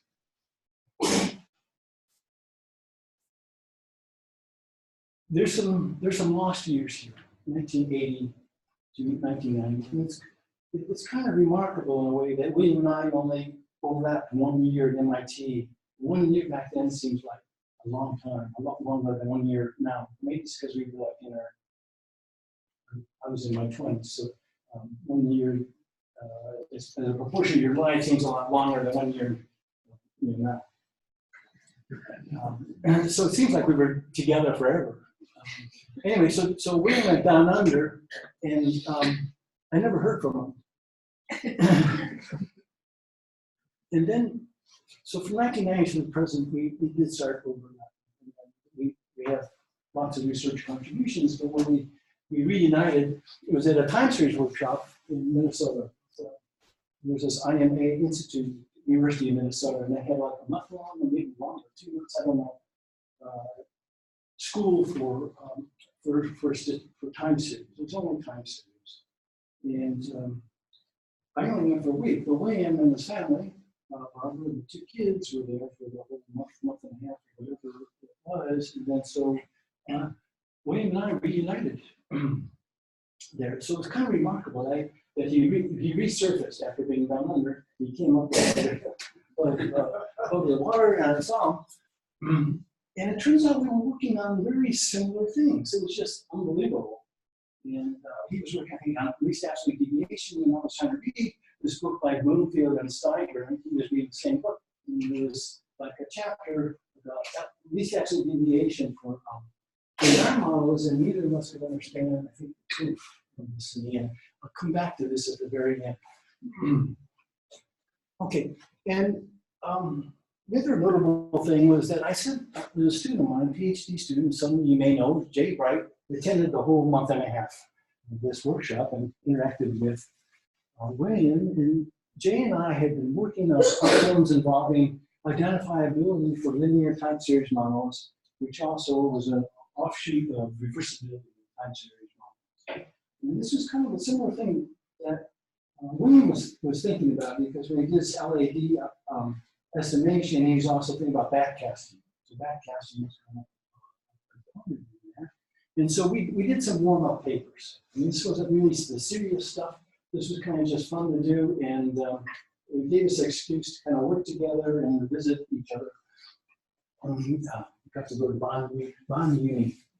So backcasting the time series, and this is of importance for non-Gaussian processes, when you want to forecast back. The reason why you want to forecast the early period of a time series when you do some of the estimation. And the other thing that we did is another offshoot was bootstrap prediction intervals. So you think about an AR model, and the idea is we're thinking about non-Gaussian AR models, and we want to do a prediction interval for the next observation. But you want to condition on the observation today. So you want to go tomorrow, you condition on today. And what that means is you want to generate realizations of this time series that pass through today's data. So you kind of have to generate it backwards. But people who do this, you get the wrong answer. So there's some cleverness in doing this. But this wasn't really the big stuff. I don't view it as the big stuff. And I've called it warm-up papers, because the real paper had to do with moving average or and I don't remember really about if you were thinking about this problem, or so okay, William was thinking about this problem, and he mentioned it to me, and I was going to conferences all over the place, and then it looked like one paper models. So it's a moving average of order 1. This is like the world's simplest time series model. It looks like this. You take YT. First of all, you start with ID observations, ZT. If you want to make them Gaussian, make them Gaussian, make them normal. Mean zero variance sigma squared. And then what you do is you average these guys. You take ZT minus theta ZT minus 1. So this is a one-dependent time series. When you're more than one time unit apart, things are independent. And if this theta is less than 1 in absolute value, then you can maximize the likelihood and maximize the Gaussian method. And it turns out that this, the asymptotic distribution of this is, well, it's going to estimate theta. That's good. And then the variance looks like is 1 minus theta squared over n. N is the sample size, the number of observations you have, and give you an estimation. And then you can see what happens if theta is equal to 1. You know, theta is equal to 1, that's called the, or what happens when theta is greater than 1. In the case theta equals 1 is the MA unit root problem. So this sort of problem seems to come up a lot in time series, especially when you difference a time series and look at the residuals. They look like they have a unit root. It looks like an MA1 with a unit root. And there's some reasons for that. And so what we want to know what happens. When theta equals 1, this variance is equal to 0. So what is this? Asymptotic normal mean theta variance 0. So it says that it should converge maybe very rapidly to theta because that asymptotic variance is 0. So a number of people have looked pretty hard at this sort of problem. What is the limit distribution of this thing? Ted Anderson spent quite a bit of time. Peter Phillips, the econometric community, is interested in that because they've worked on the analog problem for AR models, the analogous problem for AR models, and there's a whole huge literature on what happens in our regressive unit roots.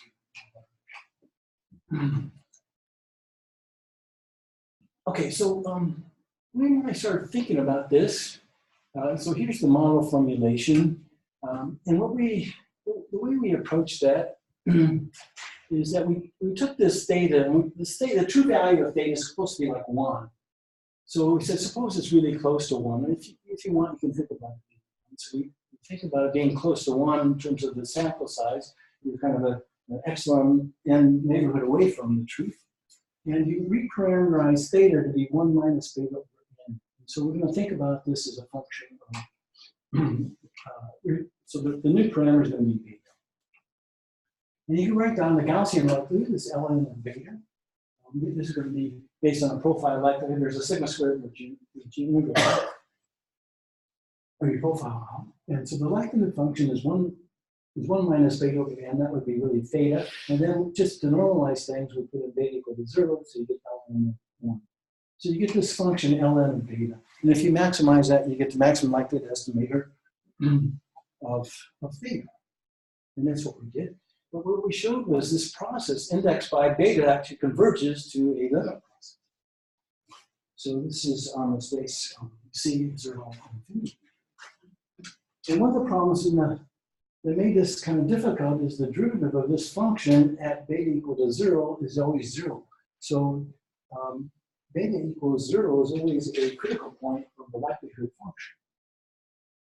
So it could be a local maximum or a local minimum. And once we had this result, this was the key, then we could show that the maximum likelihood estimator normalized in this fashion converges to the maximum of this guy. So the idea is the argmax of this function converges to the argmax of that. That's what it is.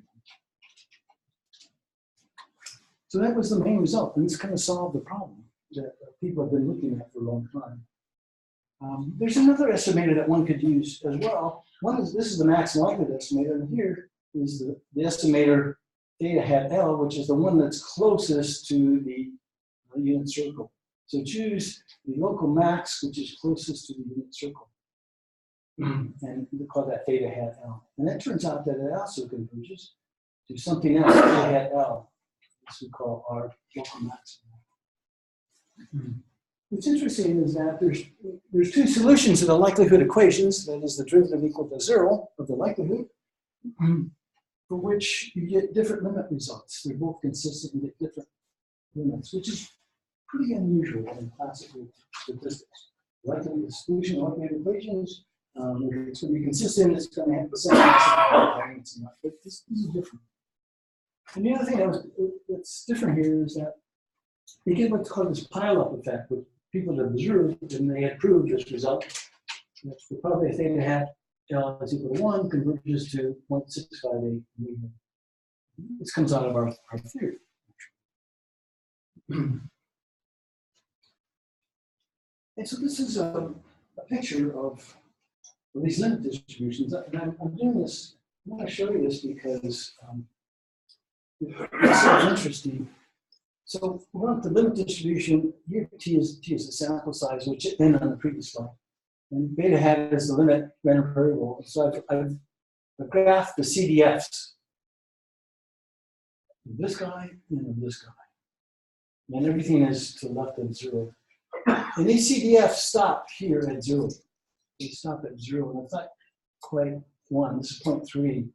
The CDF should go up to 1, which is maybe underlooked. But that's a point mass. It jumps there. So the limit distribution has a continuous part and has a discrete part, which is odd. But the first time we plotted this, William said, you know, we want to see something happen. So let's use like T equal to 500. I don't know if you remember this, William, but we looked at the picture and we had it on the screen, and then he printed it out, and you get this picture with these graphs. And William says something's wrong. He didn't print out the second graph. He only printed out the first graph, and we couldn't figure this out. And you do it again, and as you know, you do it again, you're going to get the same answer. But it doesn't change, right? As much as you hope. I mean, you know, is it my R coding? And William was, no, he's very compact. It's kind of nuts here. And then we realized the graphs overlaid. You couldn't see the second one. The approximation was so good, you really couldn't see it. So we had to drop down the sample size. And here, even sample size 25, we really had to go, the 25 one was the one on the top. And even that one, you can see it barely here, but down here, you really can't see any difference whatsoever. So we were pretty excited about that. And we thought we had something, but for a while there, we couldn't see it. It was kind of amazing at that point. So we looked at some extensions of this MA1 problem. And there was, we looked at the difference between the max and likelihood estimator, and we're just looking at a local max that's closest to the unit circle. And we derived some results that show that this is really different. So D and D is one of them is Davis, one is Dunsmuir. And Meijing Chen, on some of this, and then we looked at the seasonal situation where you have seasonal data and you do seasonal differencing, and you have an MA unit group at like 12 or whatever the difference at.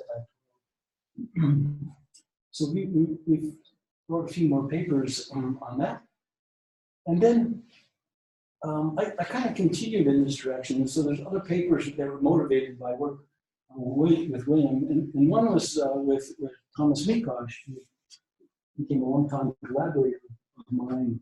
I don't know how that picture got in there. It's a pure accident. This is William. As you know, he's like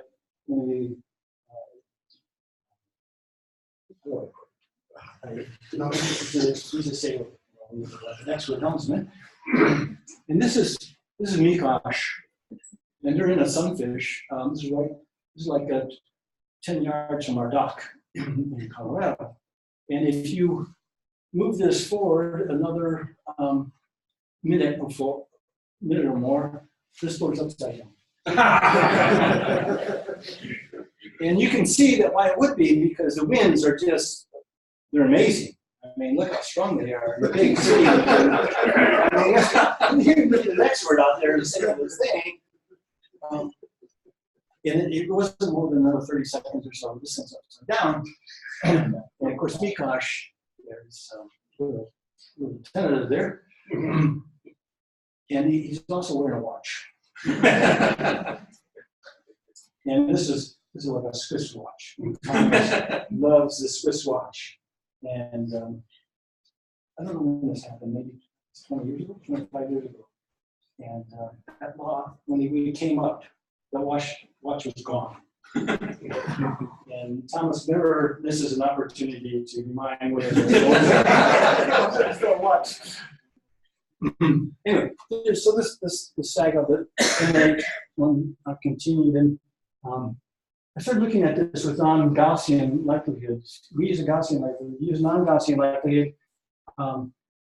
So like a Laplace distribution for the noise and whatever, and the Gaussian likelihood does really well, but you use the right likelihood and you should do even better. So there's a paper that we wrote, and I like this one a lot. This is where Jay is back in the picture. This person, Shu, and Rosenblatt. And there's something unique about this. It's for author paper. I'll just tell you what it is. This is for generations, academic generations. So I challenge you to find another paper that has 4 generations of authors. Generations meaning that one's a student of the other. So I'm a student of Rosenblatt. Wright is a student of mine, and Chu is a student of Robert. And then we, with Mei Zhang back in the picture, and that was kind of her thesis, looked at non-invertible MA with regression. So here we didn't assume the intercept was observable. When you have to estimate the intercept, things change quite a bit, more than you might think. And then in more recent work with this guy, Lee Song, he was my first PhD student at Columbia, and I think William met him. And I had a group of PhD students, and William came by, and they each talked about their stuff. I remember them saying, where did you get these guys? They were quite amazing, especially Lee. And so we went into this moving average of order 2. And this is not like making the random variables whole. This was really kind of complicated because in the MA2 case, you can have unit roots approaching from the complex unit circle. And the results depend on how these things go to the unit circle. So this was I think, some really nice work that I liked, and it involved doing some stuff on functional convergence of stochastic integrals. So this is like some heavy probability that was needed to kind of solve this sort of problem. But it was all motivated by them talking about these. Okay, so let's the next thing that William said. So William brings in these problems that I'm thinking about this, and it gets me interested in them. And there was this other one, the daily asthma presentations, where David, I think, also showed this graph of that. And David, but William had a student who was collecting this data of the number of presentations, asthma presentations at a hospital at Appleton. And they had some really interesting features. So a lot of the things that William works on is motivated by real problem, real data. And he wanted to know what is asthma higher in certain seasons, and maybe other related to other variables, whether it's humidity, atmosphere, type of things. So this is a motivation, is to kind of analyze this sort of data. This is discrete data. We can't really use continuous response data models for this because you get lots of zeros and that sort of thing. So you have to think about new classes of time series models. You do that.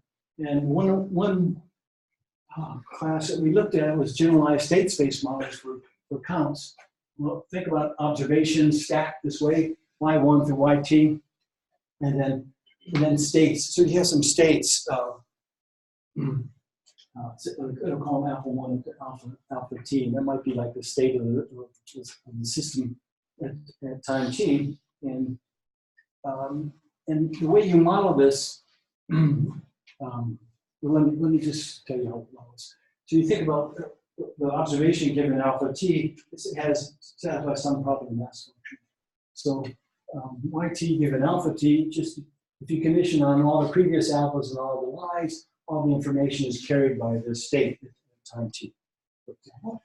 And then the state equation that relates to how these alpha t's evolve. So one way that they may evolve is what we call an observation-driven model, but really functions of their dependent structure depends on previous observations, y1 to y2. In a parameter-driven model, we think about the alphas evolving according to its own probabilistic mechanism. So the alpha t's might be the R1 process, the log of the alpha t's might be. So we looked at both types of models, and they require different kinds of techniques. In the observation equation model, you can think about yt given alpha t is Poisson. And the parameter here is the mean is e to the minus alpha t. And then the alpha t is our state. And in this case, if we think about the state equation, the way it evolves in terms of previous states and previous observations is, in this case, we think about it as a constant plus theta times yt minus the conditional expectation. So when you do this yt minus conditional expectation, it gives you a martingale difference. And when you divide by this guy here, and that's a martingale difference with dividing by the standard deviation, it has range 1. So it's a weakly stationary process. So this looks like a linear time series. And I think we got a lot of knowledge out of that and modeling. It was difficult. The theory for this kind of problem was extremely difficult. So this is an example, this particular one is an example of a Grommer, generalized linear AMA 01. Estimation was relatively simple and David and William have written a package to do this sort of thing. The stability behavior, such as stationary and equidistant, is really difficult. Yeah. And there's some recent work I had with a student, Hung Lu, that kind of resolved a lot of those issues using energy random function. So in terms of extensions, William and I wrote a number of papers with some other students. This is student Ying. Do you remember Ying? She brought this home. And we wrote two. One is kind of general ideas about modeling time series accounts, and then do correlation and Poisson. It's kind of a robustness sort of results. Suppose you do a Poisson regression and then you just ignore the serial dependence. How wrong can you go? And then we looked at some observation-driven models, and this is with another student, Sarah Street. So some observation-driven models, some maximum likelihood, and just more. So it's quite a bit that we did on time series outcomes. I'm not sure what I'm doing for time, but there's like one topic. Can I finish this or? Okay. We're working on this. All this kind of gets mushed together. It's like mixing food on the plate. And we were finishing the MA stuff, the root stuff, and then we started working on time series accounts, and then we came back to this least absolute deviation. And this is one of these papers that was this is the fastest paper I've ever written. It was like a 1 week paper. We figured out the theory in a week. And that was sort of cool. It took long to write it up, of course. But this has to do with LAD estimation, least absolute deviation. And here's an AR1 model. XT is equal to mu plus phi xt minus 1 plus ZT. And you want to do LAD estimation. And the idea between LAD and as opposed to mu squared is you minimize the sum of the absolute deviations of the differences. So we take xt minus mu minus phi xt minus 1 absolute value, you minimize that relative to mu and phi. And then it doesn't matter, I just subtract ZT. It plays no role. So minimizing this guy is the same as minimizing it without the ZT. So that's called least absolute deviation. And then what we do is we embed the normalization into this parameterization. So we set U equal to square root of n mu minus mu naught. Mu naught's the truth. The same with the phi parameter. Square root of n times phi minus phi 0. And when we do that, we use this guy here, xt is equal to this function here, now as a function of u and v, becomes zt minus u over the square root of n. So this gets replaced by u over the square root of n. And this combined with this gets placed as mu squared root of n xt minus 1 with the zt coming from this equation. Zt stays by itself. And then the result is that this converges in distribution to this limit process. It's a two-dimensional limit process. We have a u and a v, and we have a u v here. So this is non-random. Sigma is this covariance matrix down here. N1 and N2 are multivariate normal. We can find this right here. Fairly straightforward. And there's some details that involved in it. And then the idea is, if we minimize this relative to u and v, the minimum should converge to the minimum of this. This is just quadratic form. You can minimize in closed form. And so when you do all that, I've just repeated this part of the slide. It follows then that this maximum likelihood u hat and d and hat. This is u, the minimum LAD of mu, and this is the minimum LAD of phi. That jointly they converge to this multivariate normal. It's just in closed form. So we're using this convergence of stochastic processes, and then we show that the argument converges to the argument of the limit. And in many cases, you can explicitly determine it. And if you look at Bloomfield and Snyder, I still can't figure out the proof. This is really straightforward. It's kind of okay, so let me wrap up. So we think about the stuff that William and I have done. If you think about early stuff is kind of related to reversibility in time series, we did some stuff on MA unit roots, LAD count, not costs, non-standard limits, because a lot of the stuff, especially the MA case, is non-standard limits. And the ideas that we used back then, I'm still using today. I just got a note from a PhD student using this kind of non-standard limit, building in the normalization into the objective function. And then if we think about the students, we spoke earlier about how William has been such a great mentor, and not only to colleagues, but also to my PhD students. So there's like Jay and Ying, and Mijin, and Sarah. So we have papers with and then the direct impact of other PhD students since these initial four. And the collection listed there. But if we go to the bottom line here, and think about, really, this guy has already been mentioned earlier, he just has a great feel for statistics. He's got great insight and intuition. And he asks the right questions, the right scientific questions that I don't really think about. I just want to get out the model and the theory and stuff. But he wants to put it all together. And there's very few people that have that skill set. And so I learned a lot from him. And I think the bottom line is that he made me better.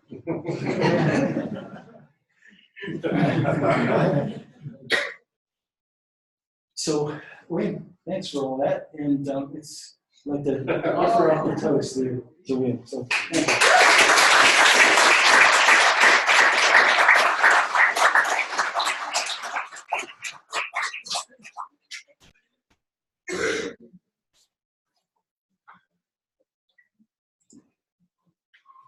Okay, so our last speaker tonight, some people might know. He's been a big influence in a lot of people's lives in this department and all the stuff he's had throughout his life. He's definitely had a big part of my career as well. William.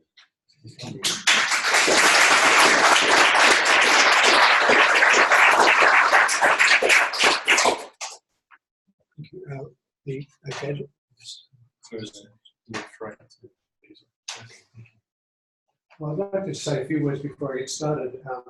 First of all, I'm sorry I'm going to read a bit of this because I want to make sure I get my sentence straight. Good evening, everyone, and thanks for coming. It's been fantastic for me, and it's wonderful to see so many of you, friends, colleagues, students, and so forth.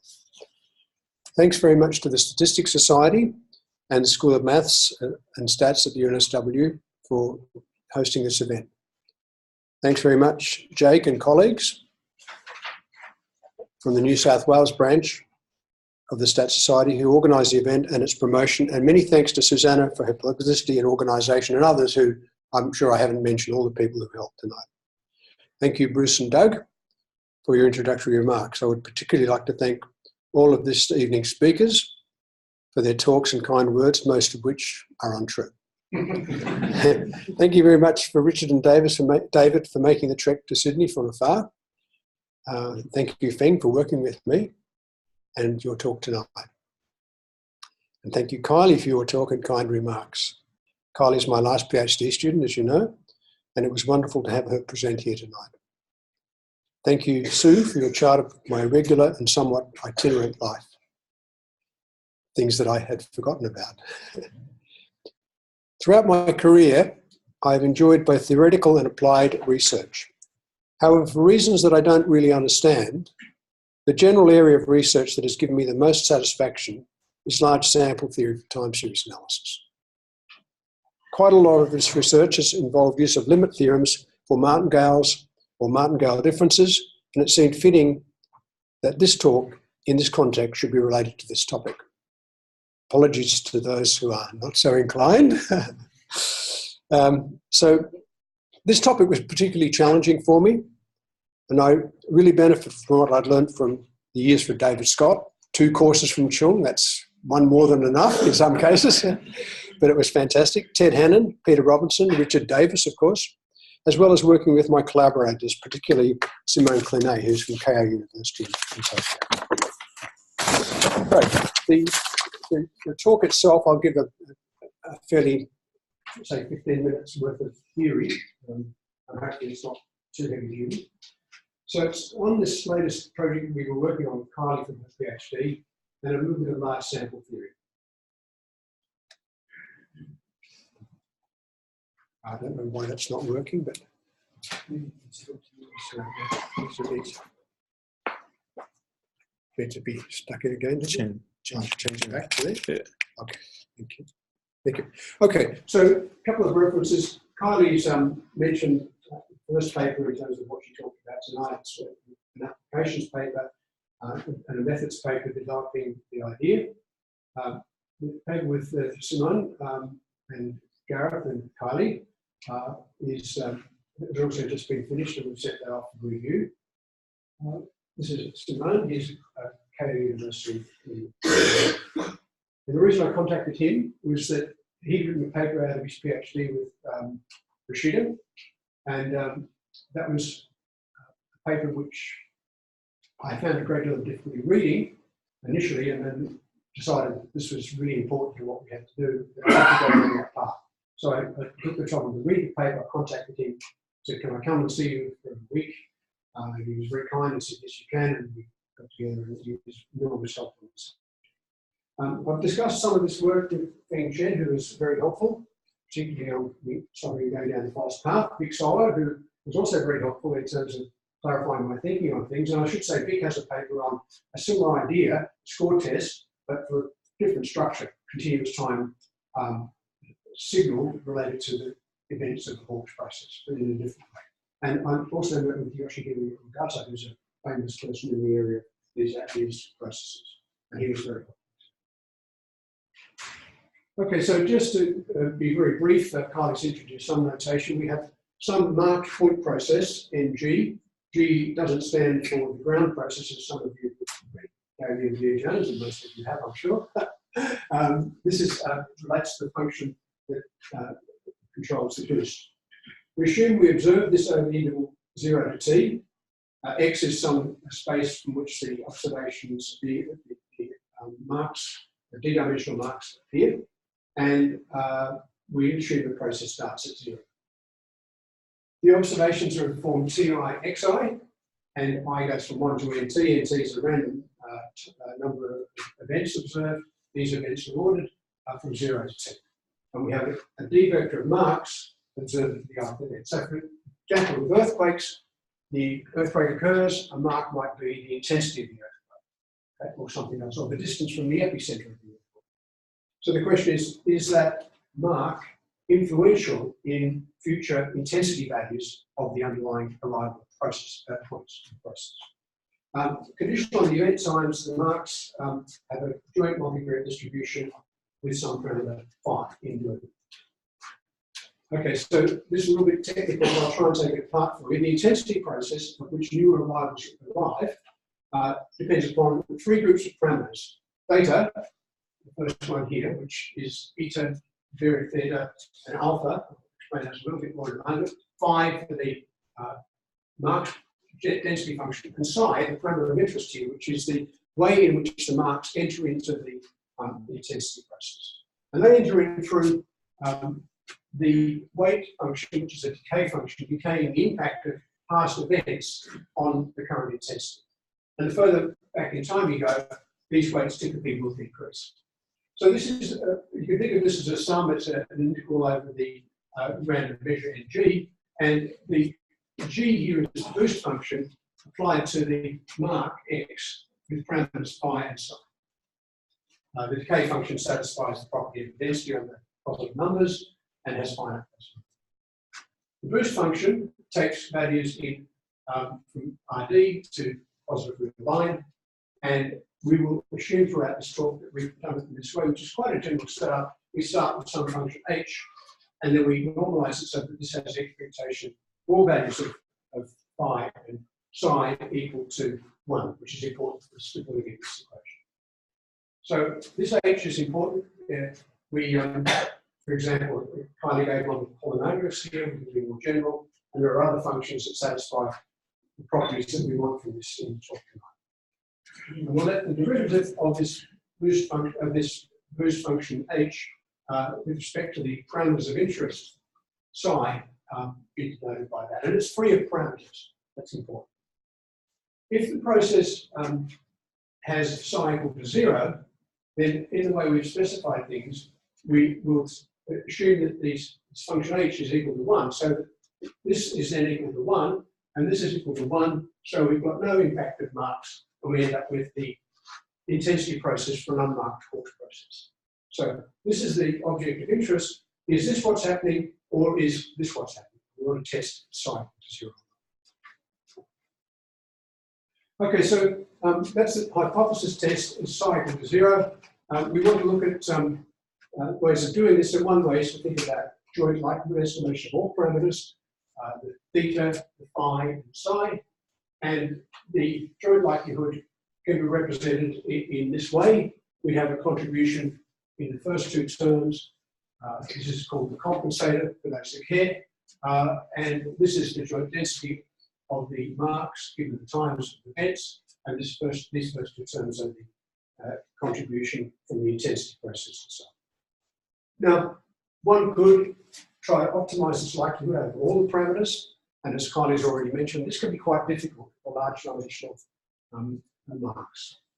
So if the X is a large dimensional, and the application that we had in mind for limited order book, that can be very, very large. We wanted a method that didn't require us fitting this every time we thought of some set of marks that would be of interest, and then using it to test the hypothesis. So you could fit the joint model and use the likelihood ratio test, or you could use a wall test on the parameter psi if you wanted to. But that would require computational work, which is quite difficult and doesn't always converge and so on and so forth. There are also theoretical challenges. There's no theory in this likelihood, as far as I know, except for perhaps possibly simple cases, and I haven't even seen those. So we wouldn't have any distributional theory to guide us in how to do the inference. So that was another motivating factor, at least as far as I'm concerned. As far as I'm aware, there's nothing like that. Now, if we have the null hypothesis that psi equals 0, that is, the marks don't boost the intensity, as clearly shown in some of the graphs, then the likelihood becomes that of the unmarked process. And it's decoupled from the 3rd term. So that this thing is depending only on the parameters theta of the unmarked intensity process, and we can maximize this to get the estimates of the unmarked process, the null hypothesis estimates. And we can also estimate, given the times of events, we can estimate phi using maximum likelihood. But as Kylie mentioned before, we don't even need to do that. We can use non-parametric estimators and not even think about the joint distribution of the x's, which makes it a very good practical tool. So this is a key. Okay, so the score then takes the derivative of this joint likelihood and evaluates it at the null hypothesis value.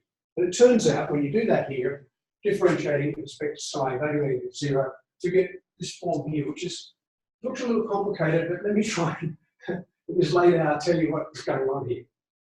This is the inverse of the intensity of the unmarked process. Assuming the data is from an unmarked process, you fit the intensity function, get estimates of it. It's the reciprocal of that. It's the 1 over the rate of arrival in the unmarked process.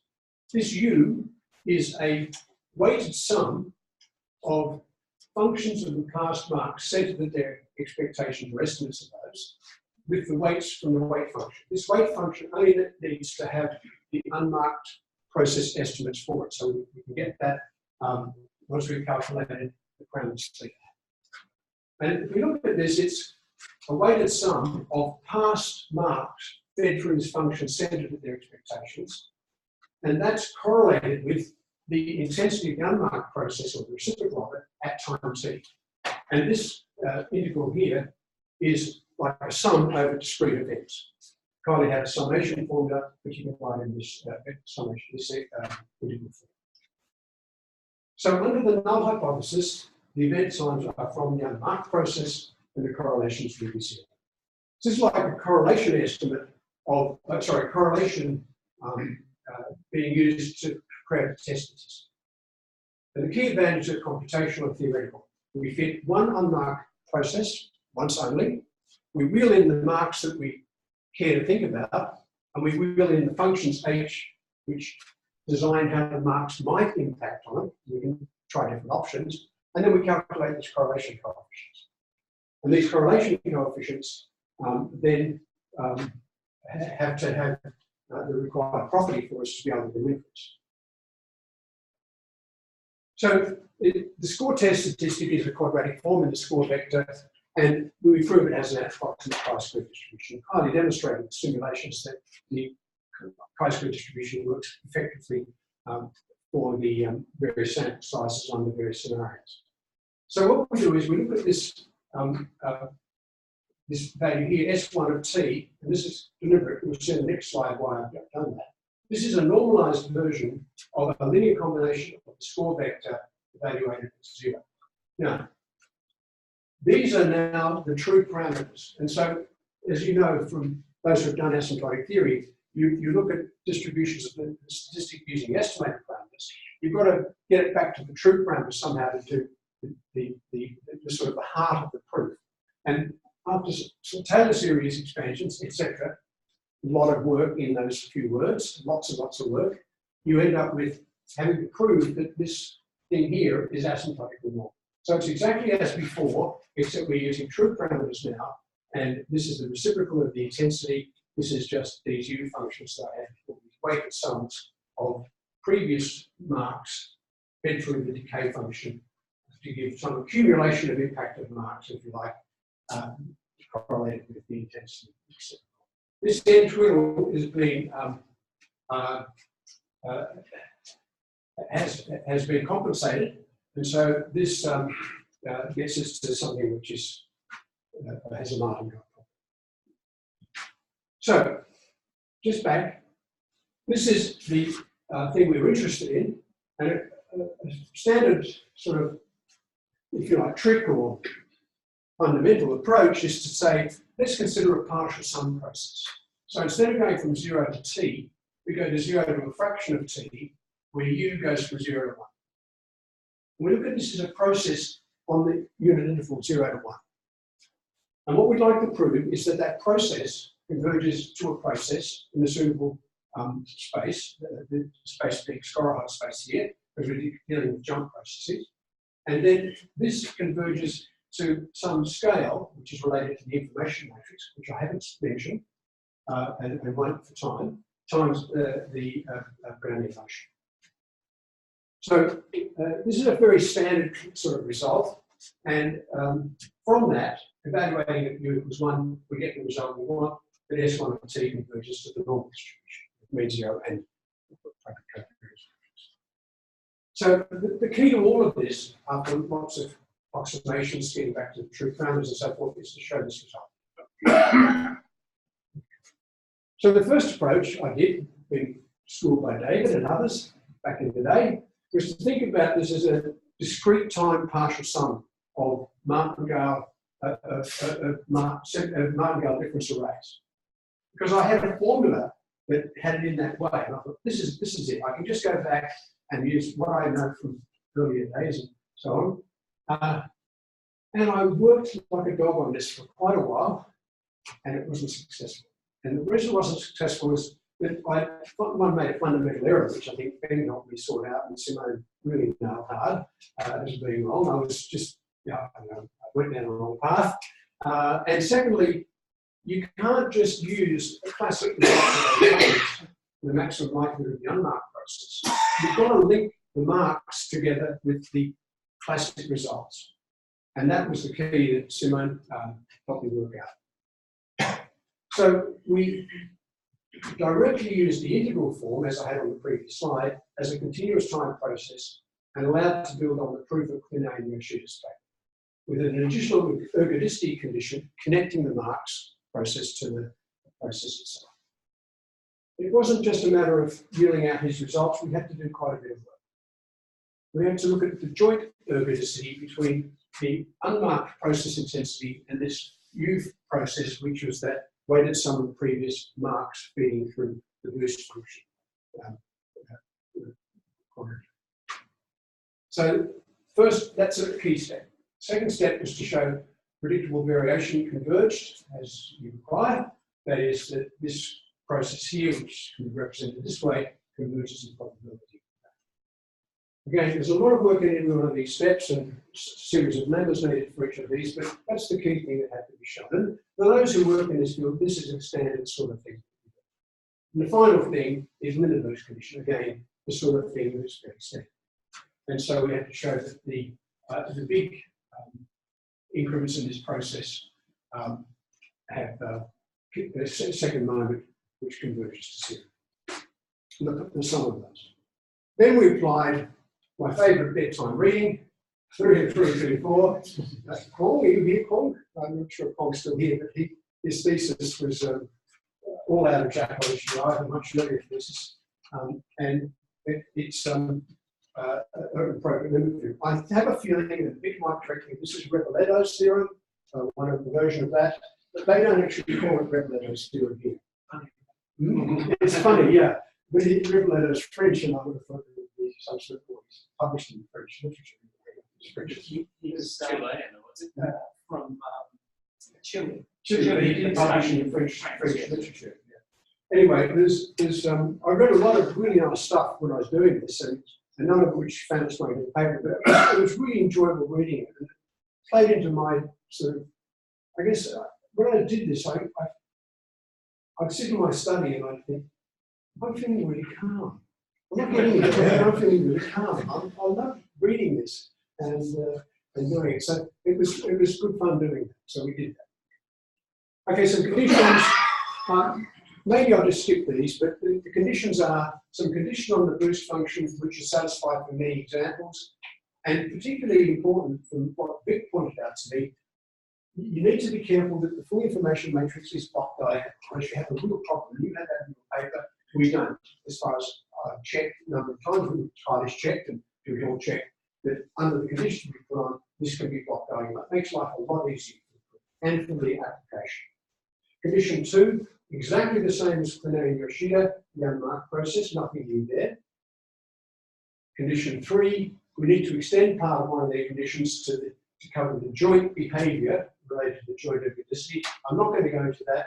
It's a technical condition, but it does hold for the exponential decay function, which goes back in time like that, giving S exponential decay to previous events. Condition 4, the marks have to have some nice properties, so we assume stationary ergodicity for those and finite fourth moment. But this can be quite punitive. If, for example, H is a quadratic, you have to have eighth moment of the marks themselves. But that's the price you have to pay. It's hard to, could perhaps weaken this, but I don't think it will weaken it terribly much. So there's the conditions, and under those conditions, the result comes.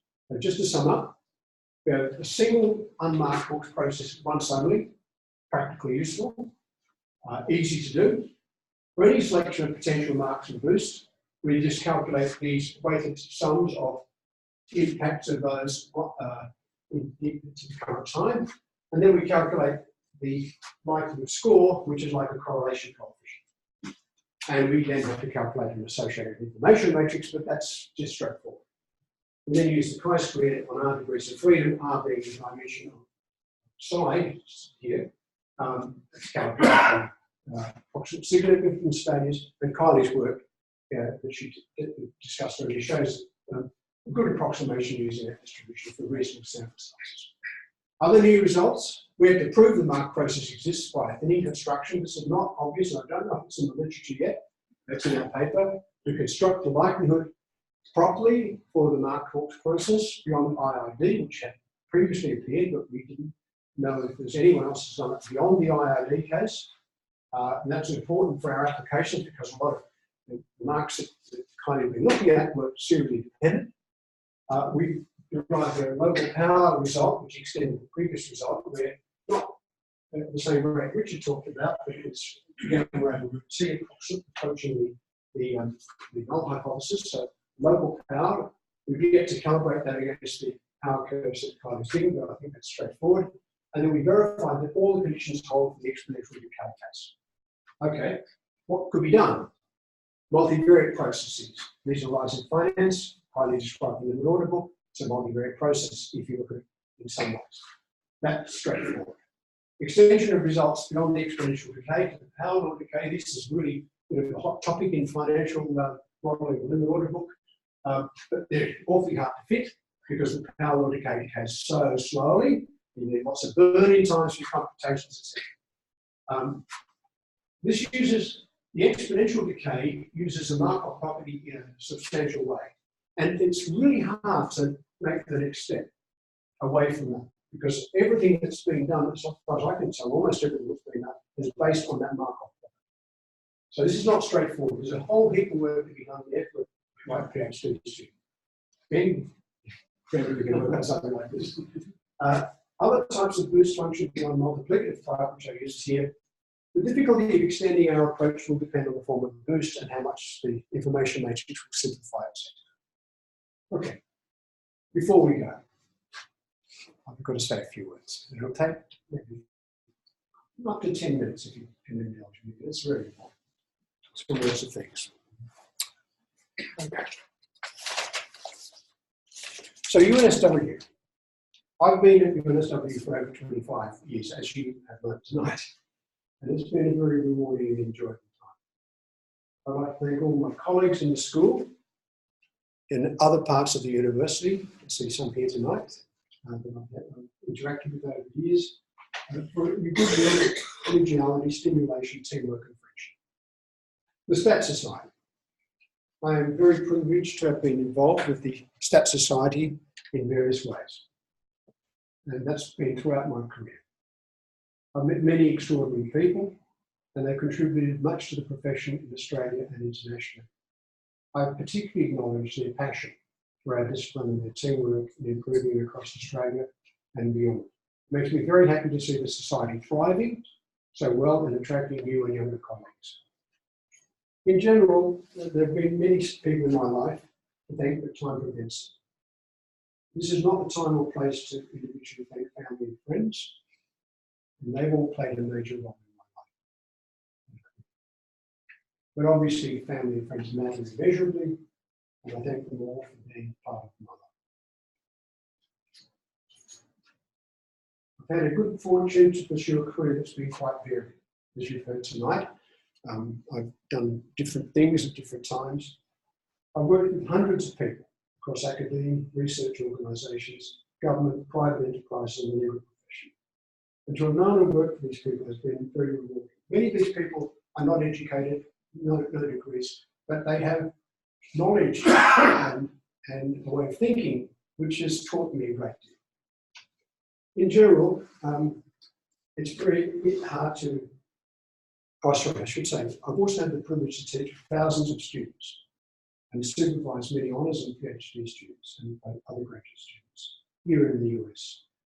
Each of these students has been on their own personal knowledge journey, I'm very grateful for the opportunity to play a small part in their lives. Very hard to individually thank everybody that has influenced my life, but I'd like to publicly thank a few people. Obviously, my only chance, and so if you bear with me, please.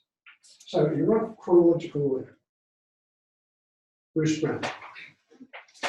Bruce is here. This is Spiro being in the department. And many of you know Bruce from Honorary's time here. Bruce was instrumental in guiding me in my return to further study at the trade. David mentioned my somewhat itinerant approach to doing university work. Bruce helped me immensely getting started at the Trade University again after working in previous diploma. He also found support to keep it going, and that was very important to me. I was poor. He was a superb and inspiring lecturer. I was just taking classes from Bruce, but they were just beautiful pieces of work. His research is also beautiful to read, and particularly enjoyed reading his early papers on limit theories and market, which have been an ongoing source of inspiration throughout my work. I also had the pleasure to work with Bruce on research for he was at UNSW, and had marvelled at his creativity and clarity of thought and writing. You could see right through how to solve the problem in ways that not many people can. Next person is Niels Becker. Niels was another great teacher and mentor at the Trade Uni. He was my honours supervisor, and I think it's fair to say he taught me how to do original research. He inspired me to keep going, encouraged me to go to ANU, along with David, and my PhD. The generosity of the people at the Trade. Get out of here. And I could have misinterpreted that saying, we want you out of here. I took it the right way.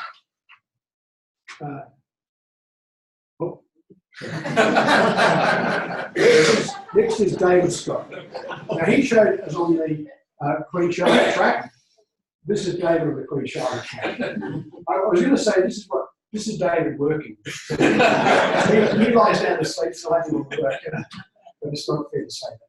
So he's having a well-earned nap after a pretty rigorous walk on the Queen Charlotte track. I had to get me back some. I met David at the Trove. I think it's fair to say without his influence and willingness to teach in measure theory and probability, I would not have been able to do work in my PhD. His papers on limit theory for triangular arrays and market arrays were also very important in my own work and for large sample theory type series. I also had the pleasure of working with David, as he's mentioned. He was on sabbatical at Surrey in Melbourne. We worked together, and also at Feng Chen. We've collaborated on a number of research projects, which is mentioned tonight. David's taught me a lot about how to do statistical computing. Pay back. Maybe I've inspired you to think about that, but you've taught me enormous amount of statistics. Much better than I can do. Thank you for your abiding friendship and the chance to learn from and work with you for close to 48 years. And you are the oldest in the rather longest who is known in the room. Okay, after David, Pat Moran. This is Pat Moran smoking his pipe. He was never without his pipe. Sometimes it put on fire in his pocket, other times it was smoking. Pat was chair of the stats department in the Institute of Advanced Studies at ANU. He created a really special place for faculty, PhD students and distinguished visitors. The environment that allowed me to meet so many leading scholars. He strongly encouraged me to work with Ted Hannon, who was for his army. On time series. And for that advice, I'm very grateful. He said something like, this is a topic that's really going to take off. You should do this. That was my second advisor and looked after me while Ted spent my second year at Yale. So, Ted Hannon, sorry, I'm ahead of myself here. Ted Hannon, my advisor. Ted encouraged me to do a lot of computing in my PhD, but it ended up being purely theoretical. There was not a single number in my PhD except for equations and theorems. Okay, and it was in some ways I think he was disappointed in me that we didn't get more of that computations in there because we spent so much time. He was a marvelous supervisor, fully dedicated to his students' progress. He held very high standards for research work and set hard problems for us. We expected us to work them out, but was always there to offer help, advice, and support. His passion for research and life will not be forgotten by me, and I'm extremely thankful for knowing him. I could say a lot about Ted. It's a fantastic time, a wonderful mentor. Sue Wilson. Sue Wilson. See, I've got my photos too. This is Pat Grant. This is John Hardigan, who's a guy who uses. I always like his trousers. This is Darryl Bailey. I have no idea who that person is. There's only Vincent Sue like that. So this is in Pat's office again, like in hand. So this was Pat was like the godfather of the whole thing. I met Sue amongst a number of wonderful young colleagues at AU back in those days, and I've known you since then, as you pointed out. And only in recent years, particularly after you joined UNSW, did I get to fully understand the depth of your achievements in research, professional leadership, mentoring, and professional involvement. Sue's been an inspiration to me and many other people. Thank you for your guidance and friendship. Okay, next I go to MIT, as you've heard. And this is taken in 2016. Herman Sherlock and I sitting on the park bench in Boston. Herman's 93 there. He's still going. He had his 95th celebration recently, last year or this year. Anyway, Herman's still going strong. I was very lucky to land that job. I couldn't believe my luck. Herman was instrumental in helping me expand my interest beyond theory to include applied stats and statistical computing.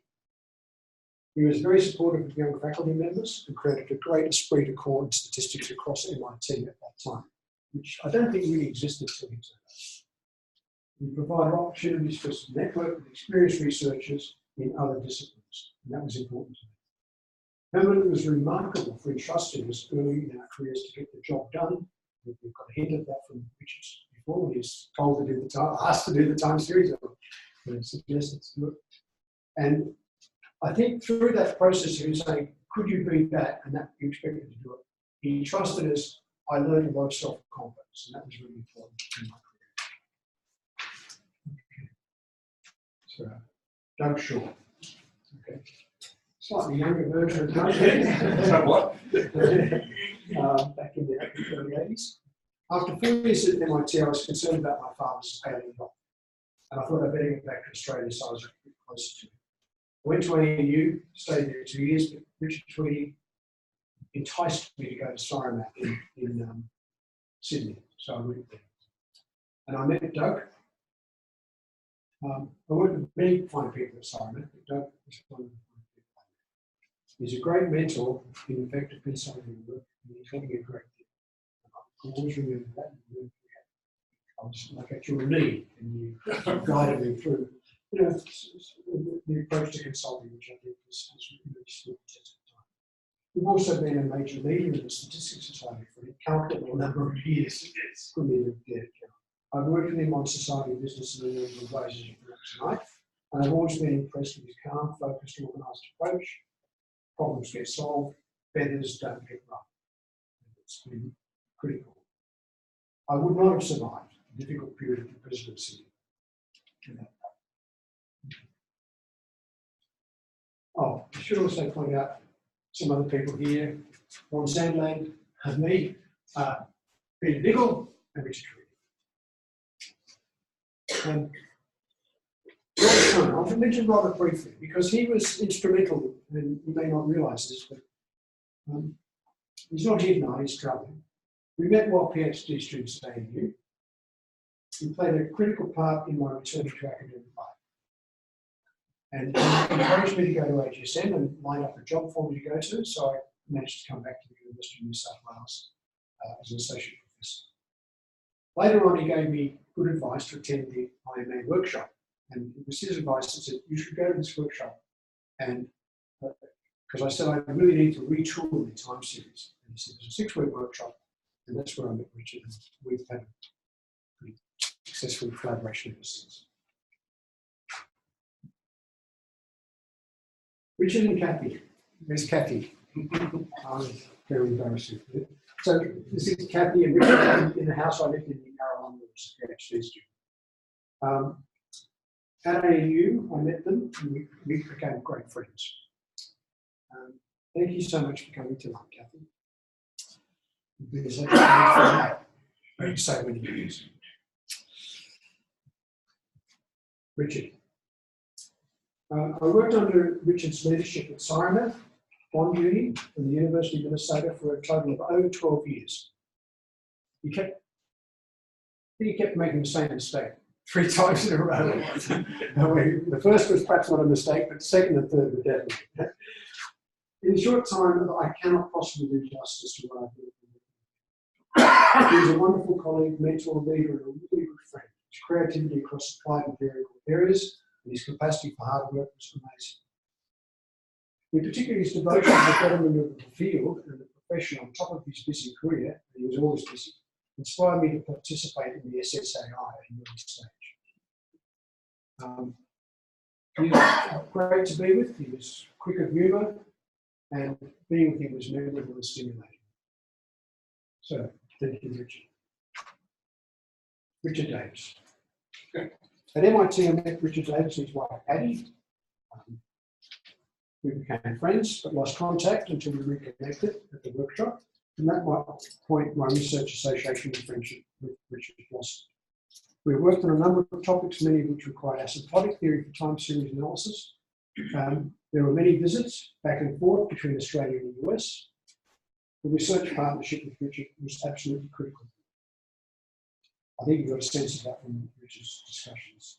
I owe Richard enormous thanks for his patient willingness to put up with my lack of knowledge and ability at theory. So, thank you very much. I learned a lot, and I think we had a lot of fun working together. We also had a lot of fun away from work. Visiting Richard and Patty in Colorado and then in New York was something I always looked forward to and got great pleasure from. They were such great hosts, and as a result, doing research was a wonderful blend of hard work and fun. It's been great to host you this week, Patty, Richard. Thank you for coming. Okay, nearly done.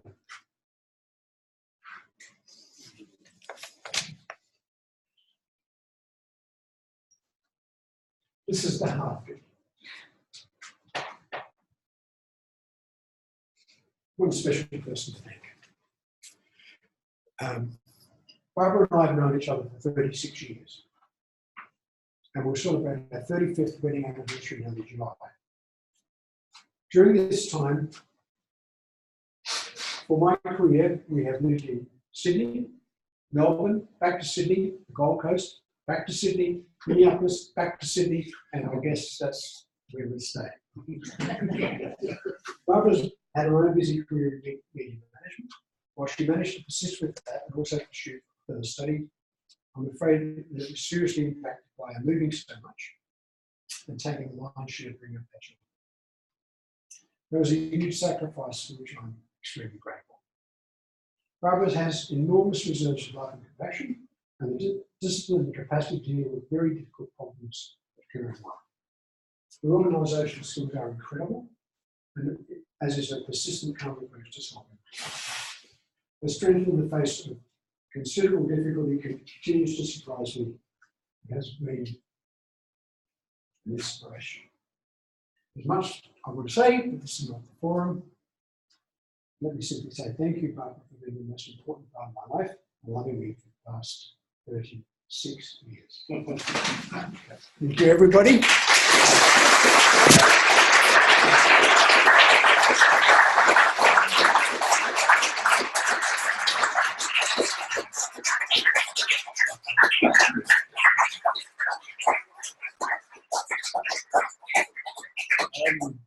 We're having very, very quick drinks, I guess, downstairs, but as everyone sort of walks out, it'd be nice if we get all the speakers back up and have a big picture in the middle of it.